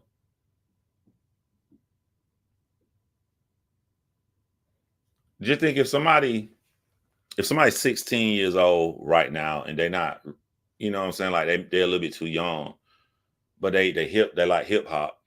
You know, like 10 years from now, they 26 or something in the barbershop and people start talking about this.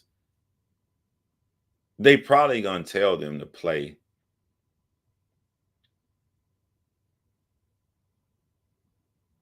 I'm fucking confused. I don't know. But they're gonna tell them to play. Cause Euphoria is too fucking long.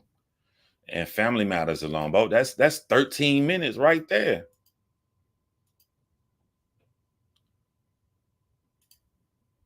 I think it's gonna be Not Like Us.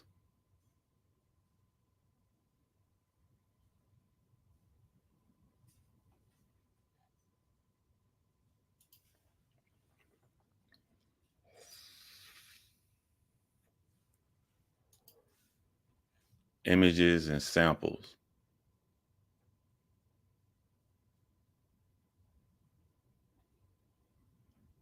Y'all appreciate the donation, Tina Marie. What y'all think? People think when you be streaming, you got all the answers. I don't know what songs they're gonna talk about in the future. Meet the Grounds gotta be one of the most sinister songs in history as far as ad skills. Set who surprised you more, or who do you think went up a level? I admire Drake, and I was talking to somebody about this. I admire Drake for trying to do a specific pattern of rap, like dun dun dun dun dun dun dun. Dun, dun, dun, dun, dun, dun, dun, dun, dun, dun. I admire him for pushing himself to that level, but I think it was a mistake because when you give yourself a rule, it makes it harder to write. I do that shit all the time. I don't know. I'm stupid. So like an example, if I said da da da da da da da goat, and I want to rhyme every word with goat, I don't switch up. Like everything is gonna hit. So Drake did that in Taylor Made. Like you following through every word in Taylor Made rhyme with following through the whole song. Once you pull that off, it gives you a greater skill set because it takes a lot to keep rhyming with one word like that. But if you get into a rap beef, you do not need to put rules on yourself. You need to be free so you can say all the shit. You don't want to put yourself into a corner. So I admire Drake trying to do that, but I wouldn't have done that against Kendrick Lamar. I would want to be free to rap any way possible so I can spit as much venom out as possible. Uh, Family Matters and Push-Ups sounded like a regular Drake, like a little nice little Drake, little party thing. There was nothing scathing where I was worried. The only time I was really worried about Kendrick in the battle was Taylor Made. And it wasn't for Taylor Made by itself. It was just that Drake dropped Push-Ups. Everybody was liking Push-Ups, and then he came right back. I'm like, he about to try to do him what he did to Meek Mill. Kendrick got to fucking say something. So when Taylor Made dropped, and then we assuming Drake is putting pressure, but when you hear Drake say it himself, That's the only time I felt worried for Kendrick. But I didn't feel worried for Kendrick about a particular line or a particular bar. It was just the doubling up of the songs, and I ain't never heard Kendrick in a battle. I don't know if Kendrick even know how to battle. I don't know. This could be damaging for a really great positive artist. So there's nothing Drake said. There's no bar or line where I'm worried about Kendrick. It never happened in this whole battle for me. Kendrick has multiple songs that I'm fucking worried about Drake. So when you ask me who surprised me or who went up a level, definitely Kendrick Lamar. By far Kendrick Lamar. Not even close. You wasn't. Let's go back to my notepad. Well, y'all can see it anyway. Let me move my Eminem verse out of the way. Not like us. When Kendrick Lamar said, you're trying to strike a chord and it's probably a minor and held it like that with a nice dance beat, you didn't think in your mind when you first heard that, like, this is gonna be fucking nasty for Drake, man. You felt like that. Meet the Grams. He mentions he has a daughter, or he goes and psychologically break him down and he leads up and he changes his voice. You lied about this. You lied with the echoey background and the horrific shit and exposing Drake as a character. You wasn't worried for Drake. That's two right there. Two. Like multiple times in this, Kendrick Lamar has made me worry for Drake. Oh yeah. You're right. Drake do got a classic line out of this. It's just not aimed at Kendrick Lamar. Metro, shut your whole ass up and play some drums. They did that shit in the Mexican fucking Mexican song. Well, yeah, that's a line that's gonna be taken for this when they talk about this 5-6 years ago. But it's not against Kendrick. It's against Metro. This motherfucker Drake crazy. This nigga went into producer. And they said Drake should have left the AI out with Tupac and Snoop. I agree. Even though I like the song Taylor made, tactfully, I mean, the family got you to remove this shit. And I know Snoop felt uncomfortable when he came up and looking at the camera to give his response. So yeah, that was a tactical error. Very, very big tactical error. Kendrick is a master of tone. Yeah. Yo, I'm gonna tell you, it don't matter because the song is awesome. But when Kendrick said that line about Malibu's Most Wanted, just me as a lyricist, someone who write raps and shit, I didn't like it as much as everybody else because he said too many words. Like that's the only part of the song when I'm listening to it where I'm like, nah, because the rhyme he going, you can bop with it and shit, but he tried to fit too many syllables that part of the song sounded a little jumbled up. Hold on, fam.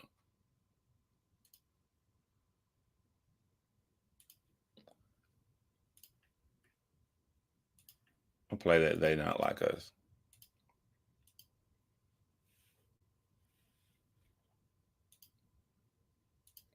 He a fan. Yo, I'm playing this shit. I just want to stop and say, let me stop and say how effective Kendrick Lamar is. Black men have been taught to go out here, make a bunch of money, get nice cars, get a big mansion, and fuck a lot of women, right? Kendrick Lamar got the world dancing and having fun, putting down something that Drake thought was cool. I'm gonna go out here and fuck all these hoes. He called him a freaky ass nigga. You strive to achieve this in life. I can go on Instagram and just pick out any badass, fine ass model bitch that all the dudes is liking and shit and get her to come over, smash and throw her out. And you feel like you the boy. And Kendrick Lamar makes you feel embarrassed about this. Ain't gonna have people in there, freak ass nigga here, 69. Like, that's some power. That is fucking power, y'all. That's some fucking power, y'all.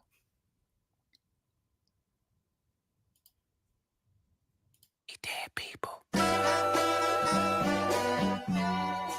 Put that on that beat. Nope.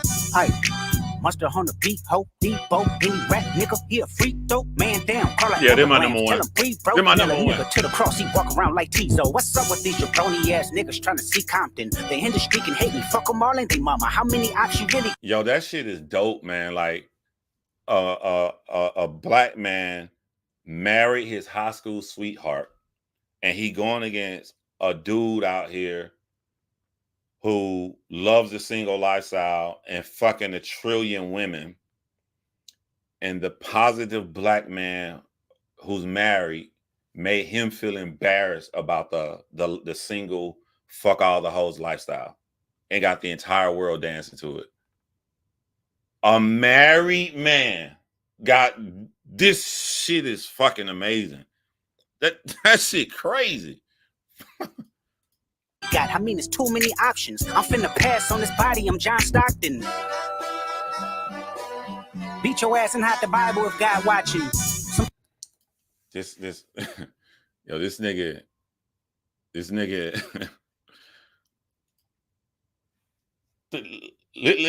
go back. Let me go back and play this line, y'all. Marlon, they mama, how many options you really got? I mean, it's too many options. I'm finna pass on this body, I'm John Stockton. I'm finna pass on his body, I'm John Stockton. Pass on his body. John Stockton leads the NBA, got the NBA record for career most assists. I'm number 2 on 2K. I'm trying to beat John Stockton record on 2K. You know, I'm close. I did beat Wilt Chamberlain. I scored 109 points in the game, but like when you're writing, all right, before I write anything, thank you, DJ Mustard. This beat slapping. Drake is crushed from the beat. I just got to go and drop some bars. He drops a hot ass bar about John Stockton. Watch him let the track breathe and just come and say some dark shit. He gonna let that bar breathe and just come right back. Beat your ass. We in front of God and hide the Bible if God watching. That just was so perfect because 2 things are happening at once, right? For the rappers, he got the hot bar. Then when he let the beat breathe and come back with the dark line about, you know what I'm saying, beat your ass and hide the Bible if God watching. If you're a dancer, you don't care about the lyrics and all this stuff, it just sets you up to do such an awesome dance. And you get to pause and go, dun, dun, dun, dun. You just start back dance like this nigga hit three different kind of people. the way he delivered the line. Marlon, they mama, how many options you really got? I mean, it's too many options. I'm finna pass on this body, I'm John Stockton. Breathe. Go. Beat your ass and hide the Bible if God watching. Woo! Sometimes you gotta pop out and show niggas. Certified boogeyman, I'm the one that up to score with him. Walk him down whole time, I know he got some hoe on him. Pull on him, extort shit, bully the floor on him. Say Drake, I hear you like I'm young. You better not ever go to cell block 1. To any bitch that talk to him and they in love, just make sure you hide your little sister from him. They tell me Chubb.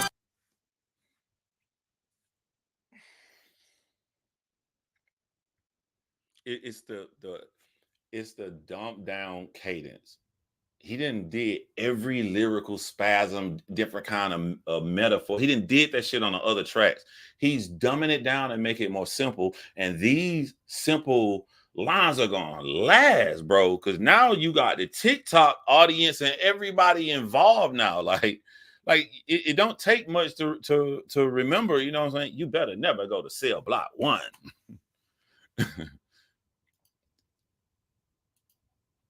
That's why you're gonna hear it when it comes up. That's why I wasn't feeling the Malibu line. I wish he would have just cared more about his cadence. I feel like he started rapping too fast because he letting these motherfuckers breathe right now. He letting these lines breathe. On him, pull on him, extort shit, bully the floor on him. Say Drake, I hear you like I'm young. You better. And I know most of y'all already know what these little people signs on top of Drake's house mean, but y'all know I be getting people secretly watching me from the true crime community. You know what I'm saying? They don't know shit about this. So I'm gonna explain that for them. This is a picture of Drake's house, and he's saying that Drake and all his friends are pedos. So the things on top of the houses are supposed to be the app that you pull up in your phone and it shows you where the nearest predators are in your neighborhood. So that's what that means. Ken, like, you know what I'm saying? Ken, like, I'll give you a game to play. Go back in this live. And when you go back in this live, I want you to try to see, can you spot my face when I knew that you was watching on the Instagram live? See, I saw you. I saw you. I saw you. And I ever go to cell block 1. To any bitch that talk to him and they in love, just make sure you hide your little sister from him. They tell me Chubb's the only one that get your hand-me-downs and party at the party playing with his nose now. And Baca got a weird case, why is he around? Certified lover boys, certified pedophiles. Wop, wop, wop, wop, wop, that fuck him up. Wop, wop, wop, wop, wop, I'ma do my stuff. Why you trolling like a bitch, ain't you tired? Trying to strike a chord and it's probably A minor.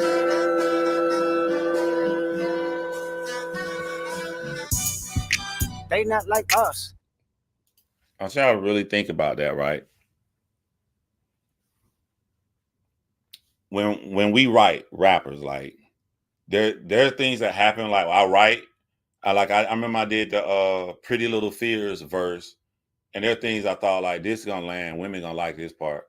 I didn't expect women to really like how I set it up to say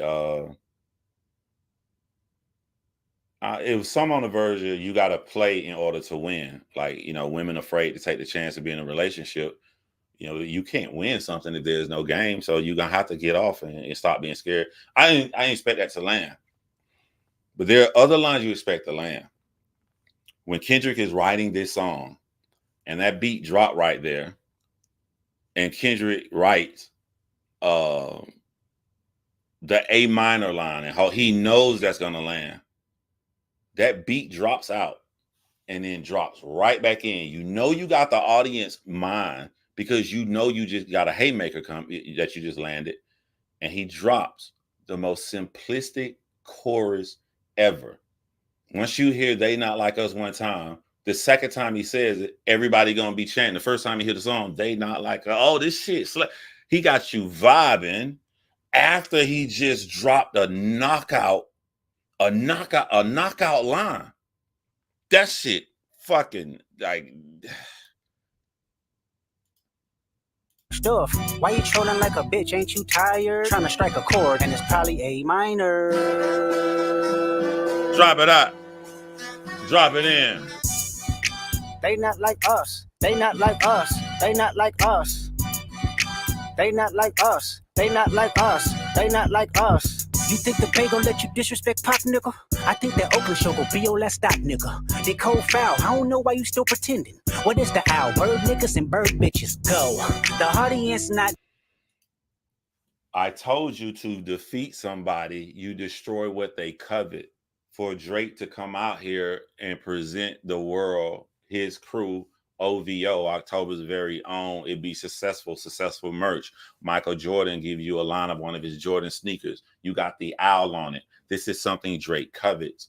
For Kendrick Lamar to say OVO stands for other vaginal options, and then the entire world is laughing at your company that you have built up with your friends to be that successful, and now people about to mock, pick on, and laugh at you and break down the crew members and saying one of them is sniffing coke and the other one's a pedophile, and that person has actually been charged for trafficking. This is damaging, and it's not only damaging, but it's damaging while sounding fun. And he drops this after the Drake stands, the Drake audiences, Kendrick is whipping his ass so bad. The only thing they have left is, oh, Kendrick rapping, but Kendrick ain't got no dance on. And boom, he drops this and kills the nigga. Yeah, this is my favorite one. I'm sorry, Meet the Grams. I want to say I'm one of those intelligent guys who care about the lyrics and the breakdown and stuff, and I do, but I'm sorry. This is the one. This is the one right here. Still pretending. What is the owl? Bird niggas and bird bitches, go. The audience not dumb. Shape the stories how you want. Think about if you're a dancer, right? Fuck what he's saying. Just for him to rap like that and stop and go. I don't know why you still pretending. What is the owl? Bird niggas and bird bitches go. The audience not dumb. Shape the stories how you want. Hey Drake, they're not slow. Rabbit hole is still deep. I can go further, I promise. Ain't there some P-rest that's for bitching? You Malibu most wanted. Ain't no love boy. You heard that? Y'all heard that? A lot of people just like that he compared him to Malibu Most Wanted, but to me, that was a rush delivery, so it didn't land in me. It was too many words. I'm gonna run it back. Some P-rest that's for bitching. You Malibu most wanted. Ain't no love boy. You ball boy. That's Gatorade or something. Since 2009, I had this bitch jumping. You niggas will get a wedgie. Be flipped over your boxes or over your foe. The other vaginal option. Pussy. Think a better straighten they posture. Got famous all up in content. Might write this with a doctor. Tell a pop star quit hiding. Fuck a caption, won't action. No accident. I'm hands on. He fuck around, get polished. Fucked on Wayne Grower. He was in jail. That's conniving. Then get his face tatted like a. That Wayne line is like, that Wayne line is scary to me because it happens in real life where you think some shit is old and then in your heart you know it's wrong, but you feel like I got away with it because how you gonna say something if the person who I did it to didn't say something? And that's not how the world works. You know what I'm saying? If I see you hit your girlfriend, you punch your girl, and she comes, she like, no, it's cool, he just had a bad temper, you know what I'm saying, or whatever. She's accepting of it. I don't give a fuck. That's still wrong. I'm not accepting of it, even though the person that it happened to accepted of it. And Drake kind of got away with that. And I honestly, a conspiracy theory, I think Lil Wayne didn't have a problem that Drake slept with his girl while he was locked up because Drake represents so much money. Do you guys understand how much money the record label makes? Like, it's kind of different to do it now. So I can only do it for my generation. So like if you had a CD that came out way back in the day and your CD cost $15, you're going to get $1 an album. That's why if you go platinum, you sell 1 million copies, you get $1 million. So that means $14 left that's going to the record label. So if Lil Wayne finds Drake and he discovers him, he puts him on his label. Lil Wayne doing a year in prison, he can't generate money or do anything, but he got the #1 artist out there in the world selling. And he getting the majority of the money, not Drake. Lil Wayne is getting it. So are you going to get pissed off and throw all of those millions away, especially if you've been a privileged person like Lil Wayne? Lil Wayne has been getting attractive women since he was 15 years old, being a little kid and in the Hot Boys, running around with Cash Money. So most of his life where he could even be a sexually active person, he's been able to get any woman that he wants. So that particular thing wouldn't sting or maybe hurt Lil Wayne as it would the average man. So it would be easier for Wayne to accept that Drake had sex with his girl, even though he's supposed to be his friend, his artist, and Lil Wayne's supposed to be his mentor. But just because it's cool with Wayne don't mean it's cool with other people. And the reason that line lands when Kendrick says it, because he spent 3 songs already building up this horrible character, this horrible person that Drake is. So you wait, maybe he drops that first and it's not as effective. But with him already spending so much time painting Drake as a horrible person, literally has a song where he calls Drake a horrible person.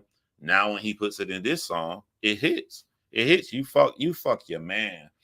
You fuck your man's girl while he doing a year in prison, fam. So when I go back and he tell me Drake is a horrible person, I look at that like, damn, bro, he's right. Drake is on stage telling 17-year-old girls they sexy and shit. He fucking his homeboy chicks. This motherfucker is foul.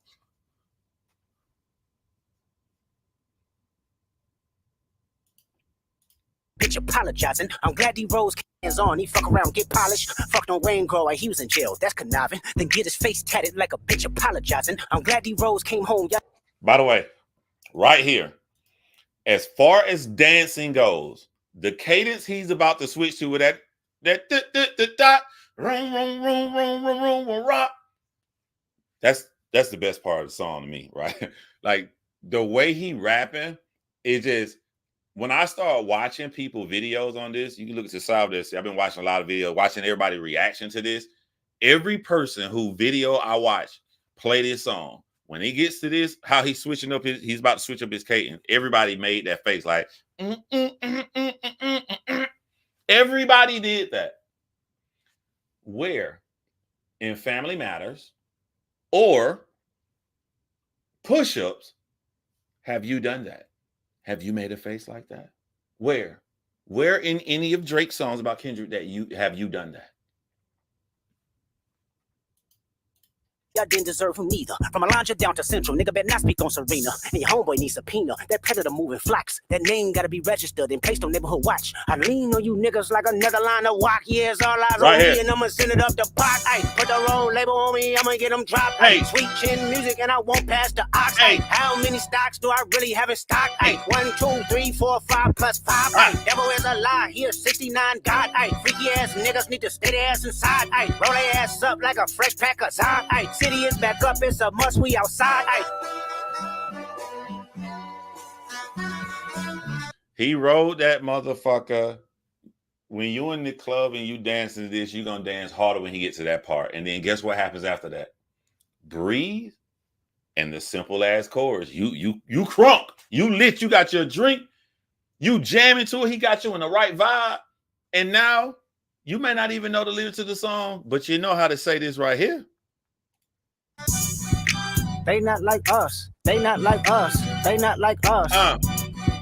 They not like us. They not like us. They not like us. Once upon a time, all of us was in chains. Homie still double down, calling us some slaves.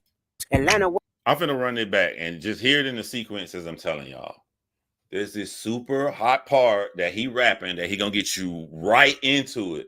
And while you're right into it, you partying, he gonna drop the fucking simple ass chords that you're gonna sing, and right when he got everybody attention, takes the beat out and gives a fucking history lesson on Atlanta, Georgia, to tell a story to lead to show how Drake is a colonizer.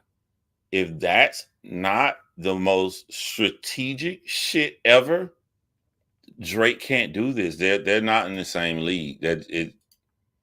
As the ox, ay, that predator moving flocks. That name gotta be registered and placed on neighborhood watch. I lean on you niggas like another line of walk. Yeah, it's all eyes on me and I'ma send it up the pot. Ay, put the roll label on me, I'ma get them dropped. Ay, sweet chin music and I won't pass the ox. Ay, how many stocks do I really have in stock? Ay, 1, 2, 3, 4, 5 plus 5. Ay, devil is a lie. Here 69 God. Ay, freaky ass niggas need to stay their ass inside. Ay, roll their ass up like a fresh pack of Zod. Ay, city is back up, it's a must, we outside. Ay.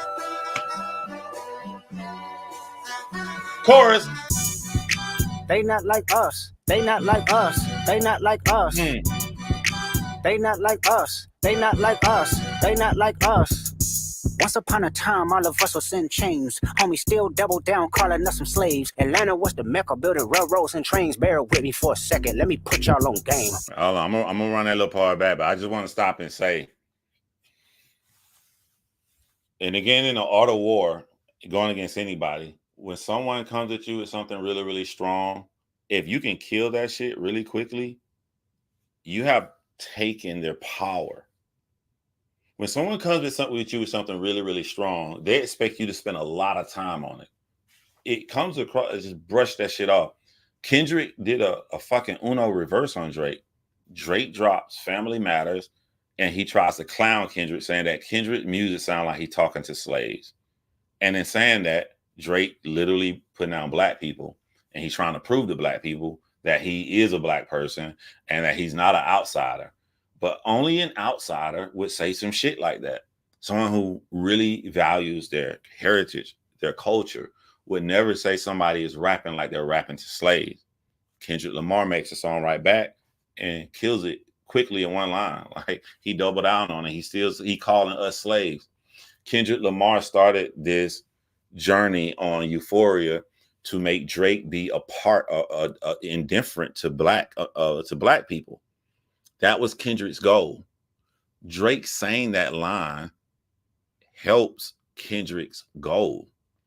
This is why when you make someone upset, it throws them off their game and they're not thinking clearly. Drake wasn't thinking clearly. He should have never said a line like that in a beef that he wants Black Americans to say that he's winning. You helped Kendrick fuck you up by saying that line. All of us are sin. They not like us. They not like us. They not like us.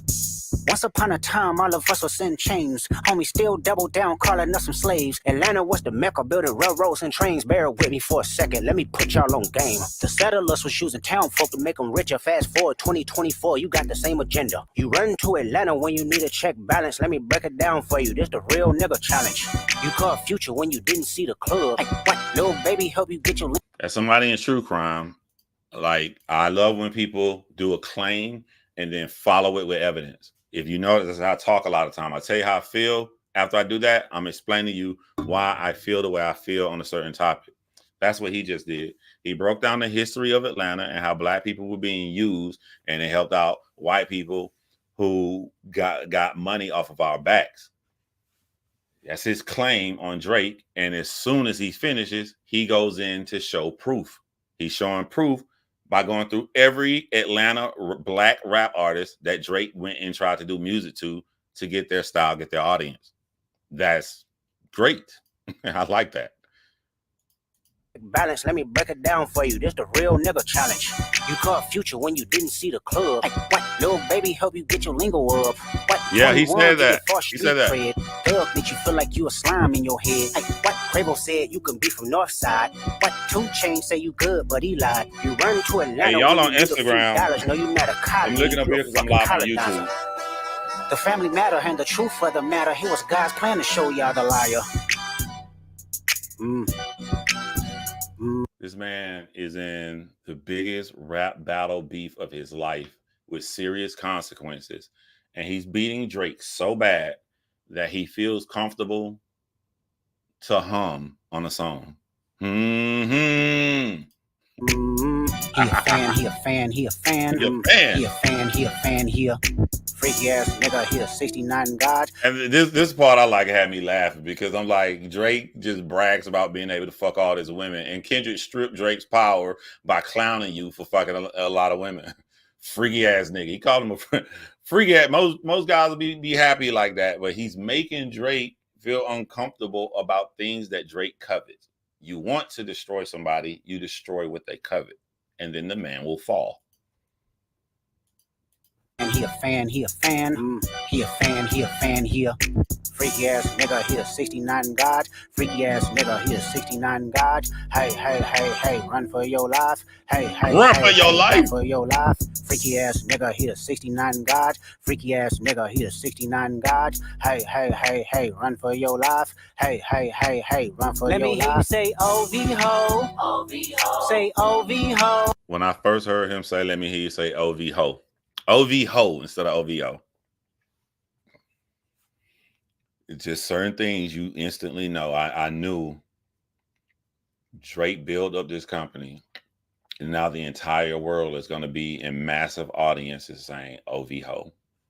And the night that he dropped this song, they did it the first night though. They was playing in clubs and people were saying OV ho. I dare anybody who truly in their heart believes that Drake is not getting destroyed to come and defend Drake. It's not even to debate you or anything like that. It's just that Drake is getting beat so bad. I'm literally curious to hear the mindset of someone who does not see this. I'm just that genuinely curious right now. Like, so Pentumania. There are only 2 scenarios that I see from here on. He dies or he goes to jail, but Drake's career is over. Kendrick has 5 more songs, and he flutes it so that it stays in the mind.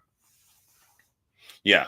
If Kendrick continues to drop a shit ton of songs without Drake responding, it could at that point begin to come across as like, hey man, we done. This is overkill.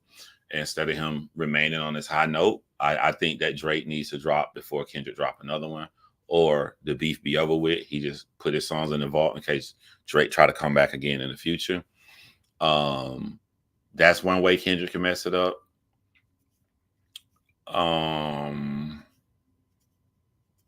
I don't see any way that Drake can win. Now, can Drake drop a really nice track? Absolutely. Yeah. He drop a killer because he has the skill set and or the ghostwriters, I don't know. I don't know if he got other people writing this or not. And it's his fault that I don't know because he's had ghostwriters in the past, so I can't put anything past the man. But he has shown that he knows how to make good music, so he can drop some shit. People, I didn't think that Family Matters was all that. I thought it was good. I didn't think it was all that. But a lot of people did think that Family Matters was really great this song. So he has the ability to do it. I just don't think it'll be enough. It's not enough for what Kendrick has done already. And not only is it not enough, the moment Drake drops another fucking song, Kendrick's going to come right back out. He's going to come do it the fuck again. So this is it's just over with. Drake featuring SZA slime you out, whipped and chain you like American slaves. That's what he said in the song. Yo, Drake featuring SZA slime you out, whipped and chain you like American slaves. And he said it in a singing voice. He's never been for us. This is second of his time to deal with it.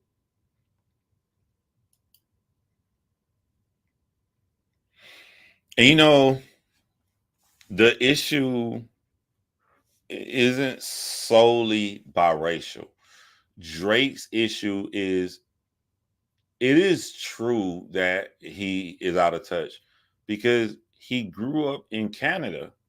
He grew up in Canada with his white side of the family, other than the couple summers he come down to Tennessee for his dad, he wasn't a part of the culture. This is true. And it does leak out in the certain actions that you do. For instance, this entire massacre that's happening to Drake's career right now all stems from fucking 11 years ago. Kendrick Lamar said that he's trying to murder you niggas. He's talking about not in real life. He's talking about, I'm trying to lyrically murder you niggas. On the beat, I'm trying to have the best rap verses. Then I want y'all to pay attention to this. Kendrick Lamar then goes on and lists rappers by name. He mentioned Meek Mill. He mentioned Drake. He mentioned J. Cole. He mentioned Big Sean, whose song he did it on. He mentioned what's the dude's name? Wale. Of all those men, and he mentioned more. All of those black men that I named, that Kendrick said this about, got in interviews and said that they loved what Kendrick Lamar said. They love it. Wale went in an interview and said that Kendrick is just saying he's the best. He said, that's how you're supposed to feel. Wale said, I feel like I'm the best. I say that every song. It's the same mindset you got to have like in sports. Like, I'm the best basketball player. Another motherfucker gonna say they're the best. It's not personal. The only person that got really pissed off and took that personal was Drake. Is it a coincidence that the only person that took that so personal into the heart that it hurt his feelings, Drake took that shit so personal that he went into an interview and stated, it's not real. It's not real because when I saw Kendrick, it was fine. He didn't have that energy. Why the fuck would Kendrick have bad energy if he didn't mean it in a bad way? When he saw all the other artists, he was cool with them because it wasn't personal. So Drake doesn't even understand in that interview how it makes him look so disconnected from the culture he's trying to be in. You can see it in the actions of people. Like, okay, like you just admit it. He was not from our culture, and it's not that he's biracial. Isn't J. Cole biracial? You know what I'm saying? He never grew up around it. So when he points out that Drake is an outsider, He's telling the truth. He doesn't understand. Maybe he got a better understanding now, but I still see little sensitive shit he does. But like then he didn't understand it because it's not natural to him. It's not natural to him. And because he took that line so personal, he's getting his ass whooped 11 years later. And I remember, like, I was talking to somebody and I was trying to tell them, like, how we rap. When I would be in the studio with my crew and my friends, and we all in there, and they play a beat. And it's one of those beats that we ain't finna have no hook on this motherfucker. This one of them beats about who gonna have the hardest verse. My best friend in the world, Tremaine Blast. Shout out to my boy Tremaine if he see it. Like, I would kill somebody over this guy. I love this dude. This is my bro. My bro knew when that beat come on, when I look at him, I'm only thinking one thing. I'm finna fucking destroy you. I'm finna destroy everybody in this room. I'm gonna have the verse that everybody gonna rewind. I'm gonna have the verse everybody gonna say the hard. I'm gonna have the hardest bars. I'm trying to kill you because that's hip hop. This is normal. This is not anybody from our culture would know this. Drake didn't know it because he's not from here. So if he's been getting attacked for these years, this is something that Kendrick can poke a hole into. And when we talking about lies and truth, this is true. This is absolutely true. I would have to explain this shit. Like, there are people in my audience right now on YouTube. Me going in this depth, it's unnecessary. They're like, yeah, nigga, what the fuck you talking about? We already know this because they of this culture. I just know that there are people in the audience that are not from here who wouldn't understand it because they're like Drake. And there's nothing wrong with that as long as you're not pretending. So Drake really is disconnected from the culture.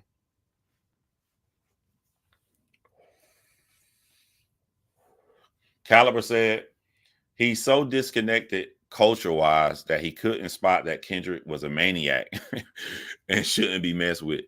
And nobody but him was playing. Because you live in a bubble where you're that guy. Everything that Drake thought was cool, he's destroyed. Drake buys a super expensive, big-ass mansion. He was like, all right, we got to give it a name. We're going to call it the Embassy. And now, when you think about Drake, the Embassy is a spot that pedos hang out at. And it's some whack shit. Kendrick Lamar took something that you thought was great, and now it's whack. Some whack shit. What's up, Miss Jones? I ain't see you on Instagram. I was looking on my YouTube feed. I don't know if you want me to say your real name, so I just say, what's up, Miss Jones?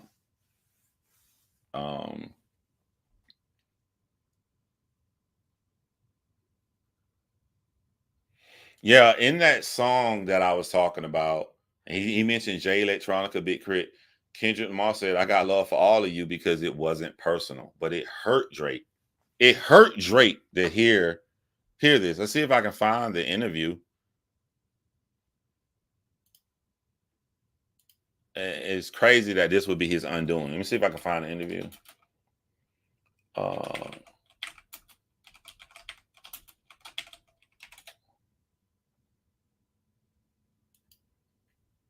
Yeah, he's been a real thorn in this man's side his whole career. I remember when Drake had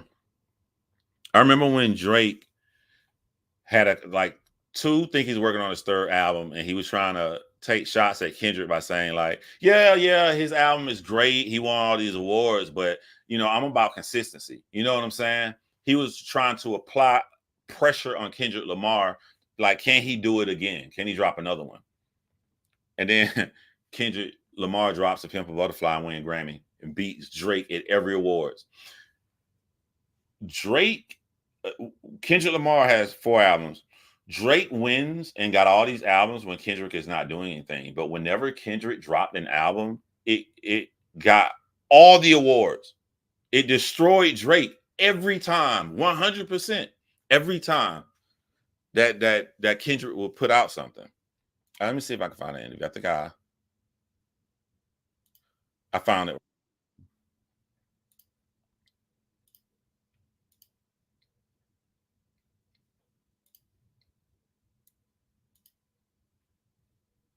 In the neighborhood Drake Day going down right now, man. Control the record. People still banging it, man. Where is Drake at with Control? I'm probably like as done as like the rest of the world is with that record. Like I think it came and it went, you know what I mean? And not to discredit it, like it was a good moment, but at the end of the day, it's just like it was like one of those sort of like fleeting like Twitter frenzies that like it was cool for what it was, you know, and I'm just into making like my thing is like I like lasting power, you know, that's my thing. I want you to still be listening to this album in the summer or, you know, next year. Where I want this to stay in your. Which is funny that Drake is saying this because, you know, he's being petty, which is some shit we wouldn't do in the culture. You got a problem, you just say shit straight up. That's why Kendrick said, if I ever take a flight, it's going to be direct. But the funny shit about this interview not aging well is the Control verse is one of the most popular verses of all time in hip hop ever. And it did last the test of time. And people are playing Control now because you getting your ass whooped by Kendrick. So it's kind of funny that like this did not age well. While I'm playing this, I'm gonna go to the most recent comments in this video. I'm curious to see what they're saying about it. Car, stay on your mind. It's like not even about the music, you know what I mean? It wasn't even about like the content of it. It just seemed to be about like, you know, all the and all the talking at the time. And now everybody's like over it. Nobody plays it. It's just like whatever. But I think that's because it wasn't a single. And it did what it was meant to. It had people listening to lyrics and excited about hip hop. And you and Kendrick are good as far as like the albums and doing records with each other. Did that kind of, when you heard your name, did you feel like, man, like that was kind of disrespectful? Or did you feel like, you know, our names were just kind of thrown in there and it was. I feel like he made a decision, you know what I'm saying? And it was a decision to make. You know, he was like, man, I'm either going to go for this moment because I know it's going to be a big moment, or I'm going to like take heed to the fact that I have real relationships and I'm going to like not do that. Because like, you know. Okay, there you go right there. I want to really break down what Drake is saying. And this is an example of how Drake is truly not of our culture.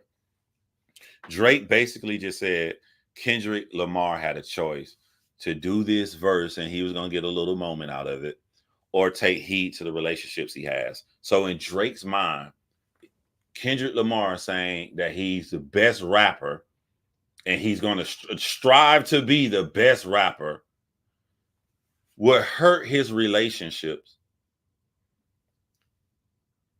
He's so fucking emotional that this interview came out after all the other rappers had already spoken, and they happy, they cool, like hell yeah, that verse hot. Some rappers were even happy Kendrick mentioned that, like yo, he mentioned my name, they smiling and shit. So you're not even looking at that like anecdotal evidence, tangible evidence right in front of your face that like, why would you say if he did this verse, you know, it would impede on his relationships? If all of his relationships are fine, the only relationship it hurt was Kendrick's relationship with you. So if you're the only one that's hurt, everybody else is fine. It just means that you're a sensitive little bitch. It just means that you don't understand the culture. So he was trying to paint a narrative that this is how the culture is, and he can't speak for the culture. The culture spoke for itself. The game, everybody, every rapper that was out back then had an opinion on Kendrick Lamar's Control verse, and none of them had a problem with it except for Drake. Oh, I'll be real. Like I thought of doing that before. You know, I thought like, man, it would be crazy if I just went off on everybody. But it's just kind of like, He said it'd be crazy if I went off on everybody. Kendrick Lamar didn't go off on anybody. You just took it that way, and no one else did.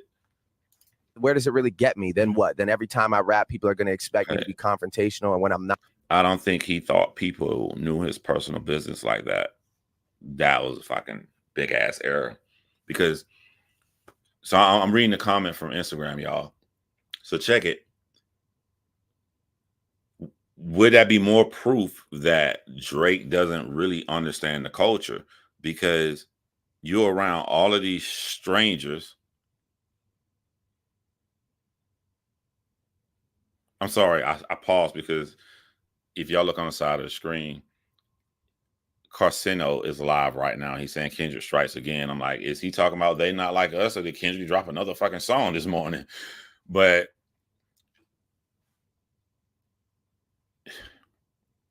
you're super rich, you're number one, you're young, you're in your 20s. Talking about when Drake first came out. And now you're hanging around all these people. You got these big ass crews. Did you really think that they will all just be like, all 100% of them would be totally dedicated and down for you? Did you not think like Kendrick Lamar was trying to tell them, like, they don't like, it's not that they like you. They like what you can do for them or you provide. They use you, like Kendrick Lamar said in the song 616. If that never came into your head as an option and you trust in all these motherfucking people, then you help expose yourself, you know? Not, then it's not entertaining. You know what I mean? It's like, it kind of puts you in a box a bit. So I don't think that put Kendrick in a box. I don't know if I Shout out necessarily to the respect smoker it. and You know, we why. all make decisions. I'm sure he'll be good. He's talented as you know what I'm saying? He's gonna have another album and another opportunity to take the world by storm. So he'll be all right. You know what I'm saying? Even if it doesn't feature, you know, any of the names that he mentioned, which it probably won't, to be honest with you. I don't know who's gonna go back from that and be like, yeah, let's let's link up, and nah, you know what I'm saying? But he'll be all right. You know, he's a talented dude. Does it make you like not want to collab with him? Yeah, I'm good right now. You know what I'm saying? Like, I'm just about this album and me, and, you know, I don't know necessarily if I feel like 100%, like, I'm not like, man, send me some, let's work. Like, nah, not really. You know what I'm saying? Like, I'm really just focused on me and OVO and my side of things. You know, Drake, I'm not a really, freaky like, frog. into doing like a record with him. No. So you and Kendrick, you will sleep tonight. Not Yeah, together. yeah. Oh, no. That's what I always say. sleep I'll, good every night. that's yeah. what I say. I'll sleep tonight. So to me, that, you know, there's been multiple examples I can show over and over again about how Drake is just not in tune with the culture. You know, he clearly is someone coming into the culture, you know, and this is Drake. What I mean when I say that is, you can be biracial and be from the culture. You can be Canadian. People don't feel that way about Tory Lanez. It's not a group of people. It's Drake. It's just the man, the individual himself. Drake literally just is not from the culture. He don't think like us. So it's been easier for Kendrick Lamar to poke a hole in that. Pause, no diddy.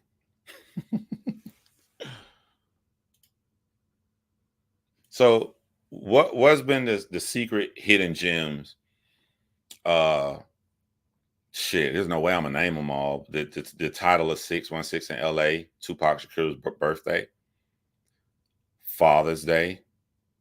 Also 6/16/11 is the first day Kendrick Lamar performed in Toronto.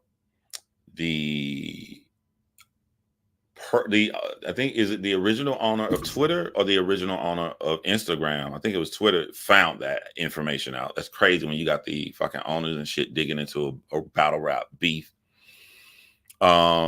Releasing the photo of the black glove, and then the next picture expands to show that how did Kendrick Lamar get this photo? It proves that there's someone inside of Drake's OV Ho camp that's leaking information, and it has Drake, Aubrey Graham's real name on it with his real fucking medications that he's taking, and picking Rick Ross for taking them. But we got proof that Drake is doing it now. Dude, I'd be here all fucking day trying to name all the Easter eggs Kendrick Lamar has released with these tracks. Oh, Genuine Facts, and that song is a classic.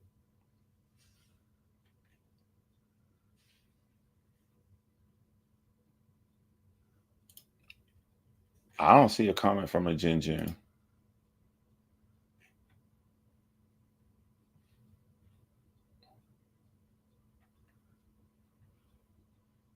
I'm stopping because I'm trying to make sure I can see everybody in chat, because somebody is talking to somebody else, but I don't see their comment unless one of my mods removed it.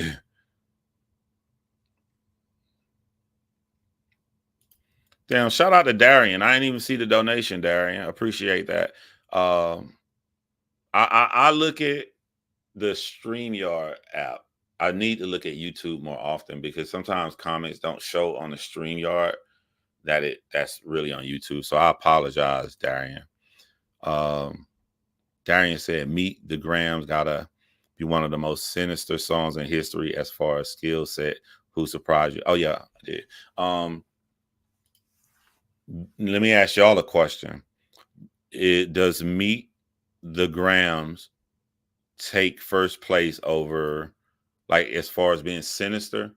Does that take the place of Ice Cube's No Vaseline, or does Ice Cube No Vaseline still hold the title? That's the dopest name out of any hip hop diss record ever. That will always have first place for me for the name. No Vaseline. Yeah. Nah, I see. I didn't remove anything. Chat be cool.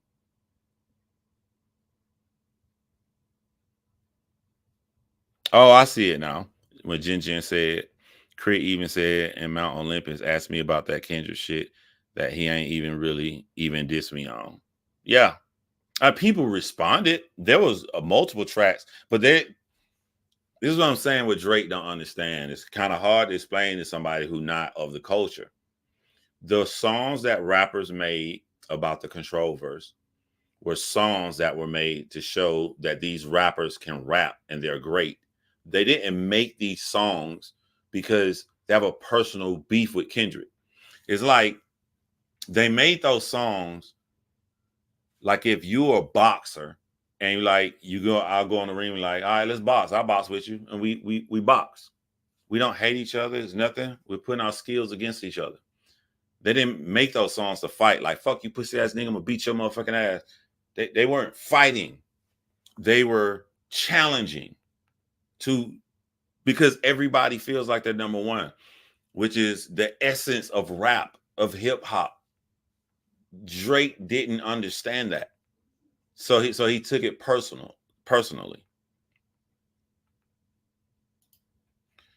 No Vaseline is not in your top 5.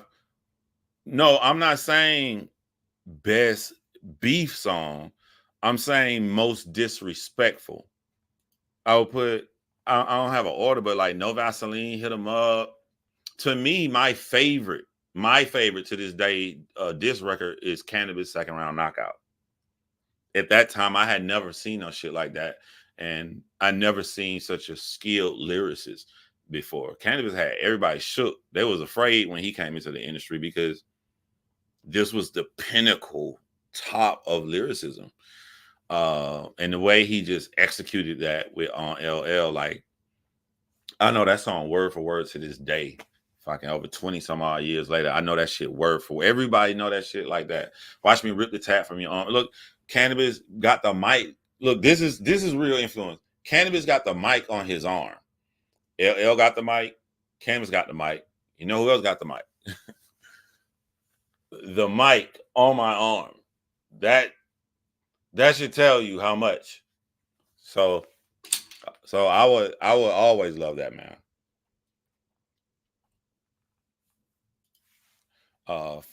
Facts ripped the jacket. Oh, it was crazy too. It was okay. It was okay.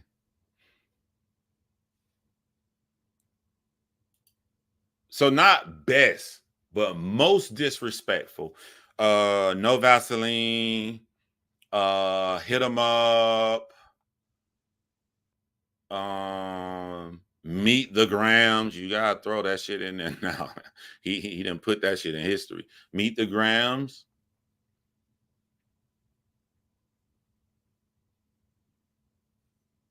Maybe the Ja Rule song where he told Eminem, if your wife is a known whore and your mom is on drugs, then what's your daughter Haley gonna be when she grow up? That shit was cold.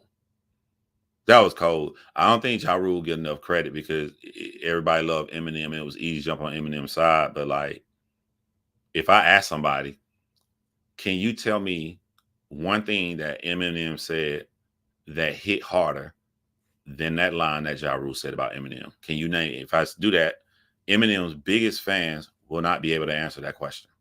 They won't be able to answer that.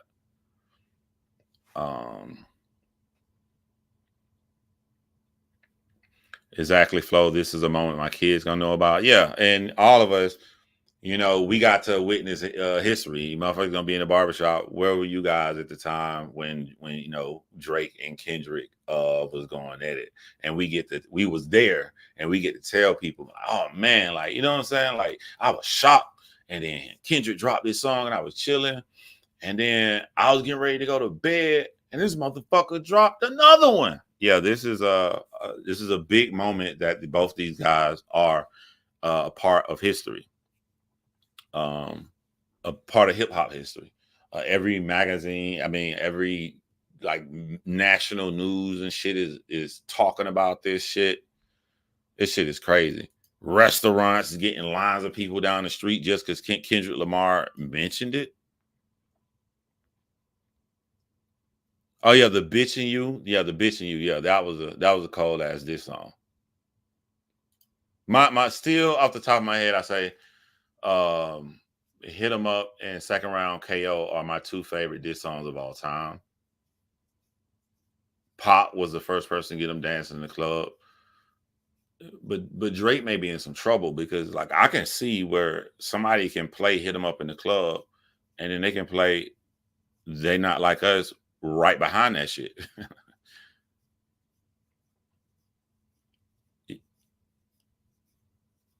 Who did you have winning, Common or Ice Cube? And I got a better question for you guys. Is there a rap beef that you felt like someone won, but the majority of the world said the other person won? To me, mine is Cannabis versus LL. I just listen to the fucking songs. That's it.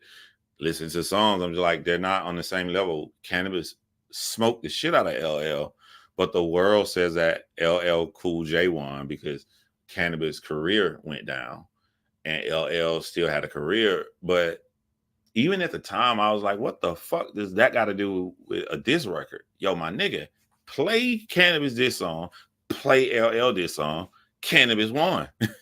It was way better. But everybody's saying, yeah, like in the chat, they're saying LL won off popularity. Like, I don't know what that means. I don't know what that means. When I know that LL heard that shit first before it went out, and then LL, you gotta think, Cannabis don't have an album. He's the newest buzz around the town that people are saying some dude is coming with some incredible skills. And LL is already, that shit crazy. LL was already, historic. He was going down in history anyway.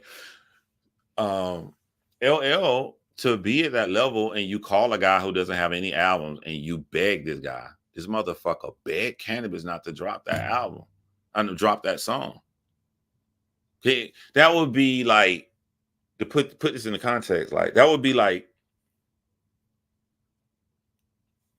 an artist on Spotify or an artist on SoundCloud who's not out, who don't have any albums. Drake is calling him and begging him not to drop a single diss track. That's crazy. That's how that got to be a powerful ass diss track. Why would Drake care if some new or buzzing artist that don't have no fucking albums, don't have no fucking singles, why would he care that much for them not to drop a diss unless that diss was scathing? That's what happened with Cannabis and LL. So me and Caliber think alike too, because Caliber said, when I asked the question, the whole world feels like somebody won, but you feel like the other person won. He said maybe MGK versus Eminem. I'm gonna tell you like this: if I had a choice of what I want to listen to right now, I'm just chilling at my crib. I would rather listen to MGK's Eminem diss than to listen to Eminem's diss back to him. That shit was just riding to me. It was riding. Maybe it was a shock value. I didn't think MGK had it in him. I mean, Eminem had a lot of scathing shit to say about MGK, but I like MGK fucking song better. She being real. Yeah, Drake really sent the cease and desist for like that. The cease and desist sending to other rappers. That is another sign of someone not being of the culture. What other rapper you know would do some shit like that? Only Drake. Only Drake. And then he's sending the shit without even trying to talk to him. Like they was shocked. Like just call the man and be like, you know, I don't like that verse, or don't put that out there. And I changed my mind. You know, I'll give you another song though. He just sending shit like not on the like that, because I know he don't like Kendrick Lamar, but I'm saying when he sent it on what's his name? What's the light skin name? Nigga name? Rick Ross friend.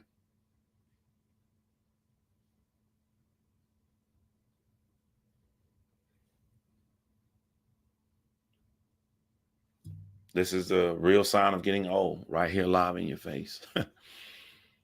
I know it's Santana. French Montana. And I say Santana. French Montana, yeah. Y'all been watching me live since I was like 31 years old. And you can see the transition of John turning into an old fucking man right before your eyes. We got like 3 months before I'm saying, Shani. Royce kind of killed M, but it was swept under the rug. Yeah.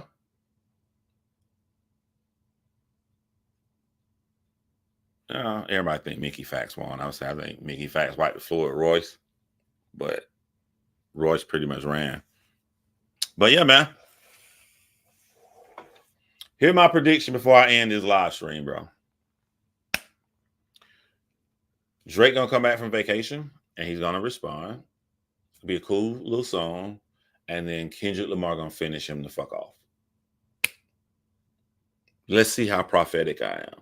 But y'all hold it down, man. I'm gonna get ready to ride up out of here. Love coming back, chilling with y'all, doing the live.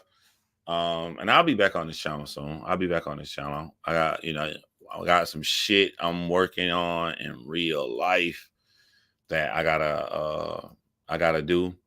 But other than that, I'll come back, man. I know I've been missing a lot of the battle rap news, the fucking Charlie clips, and y'all know I keep up with shit, even though I'm gonna lie. But Easy the Block Captain, a lot of shit we can talk about on here. I'll be back on, but yeah, I've been really interested in the Drake and the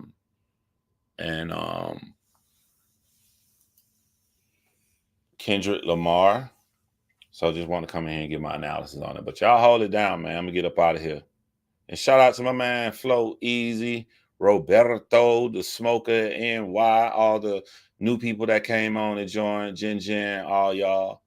Y'all hold it down. He was 69 God.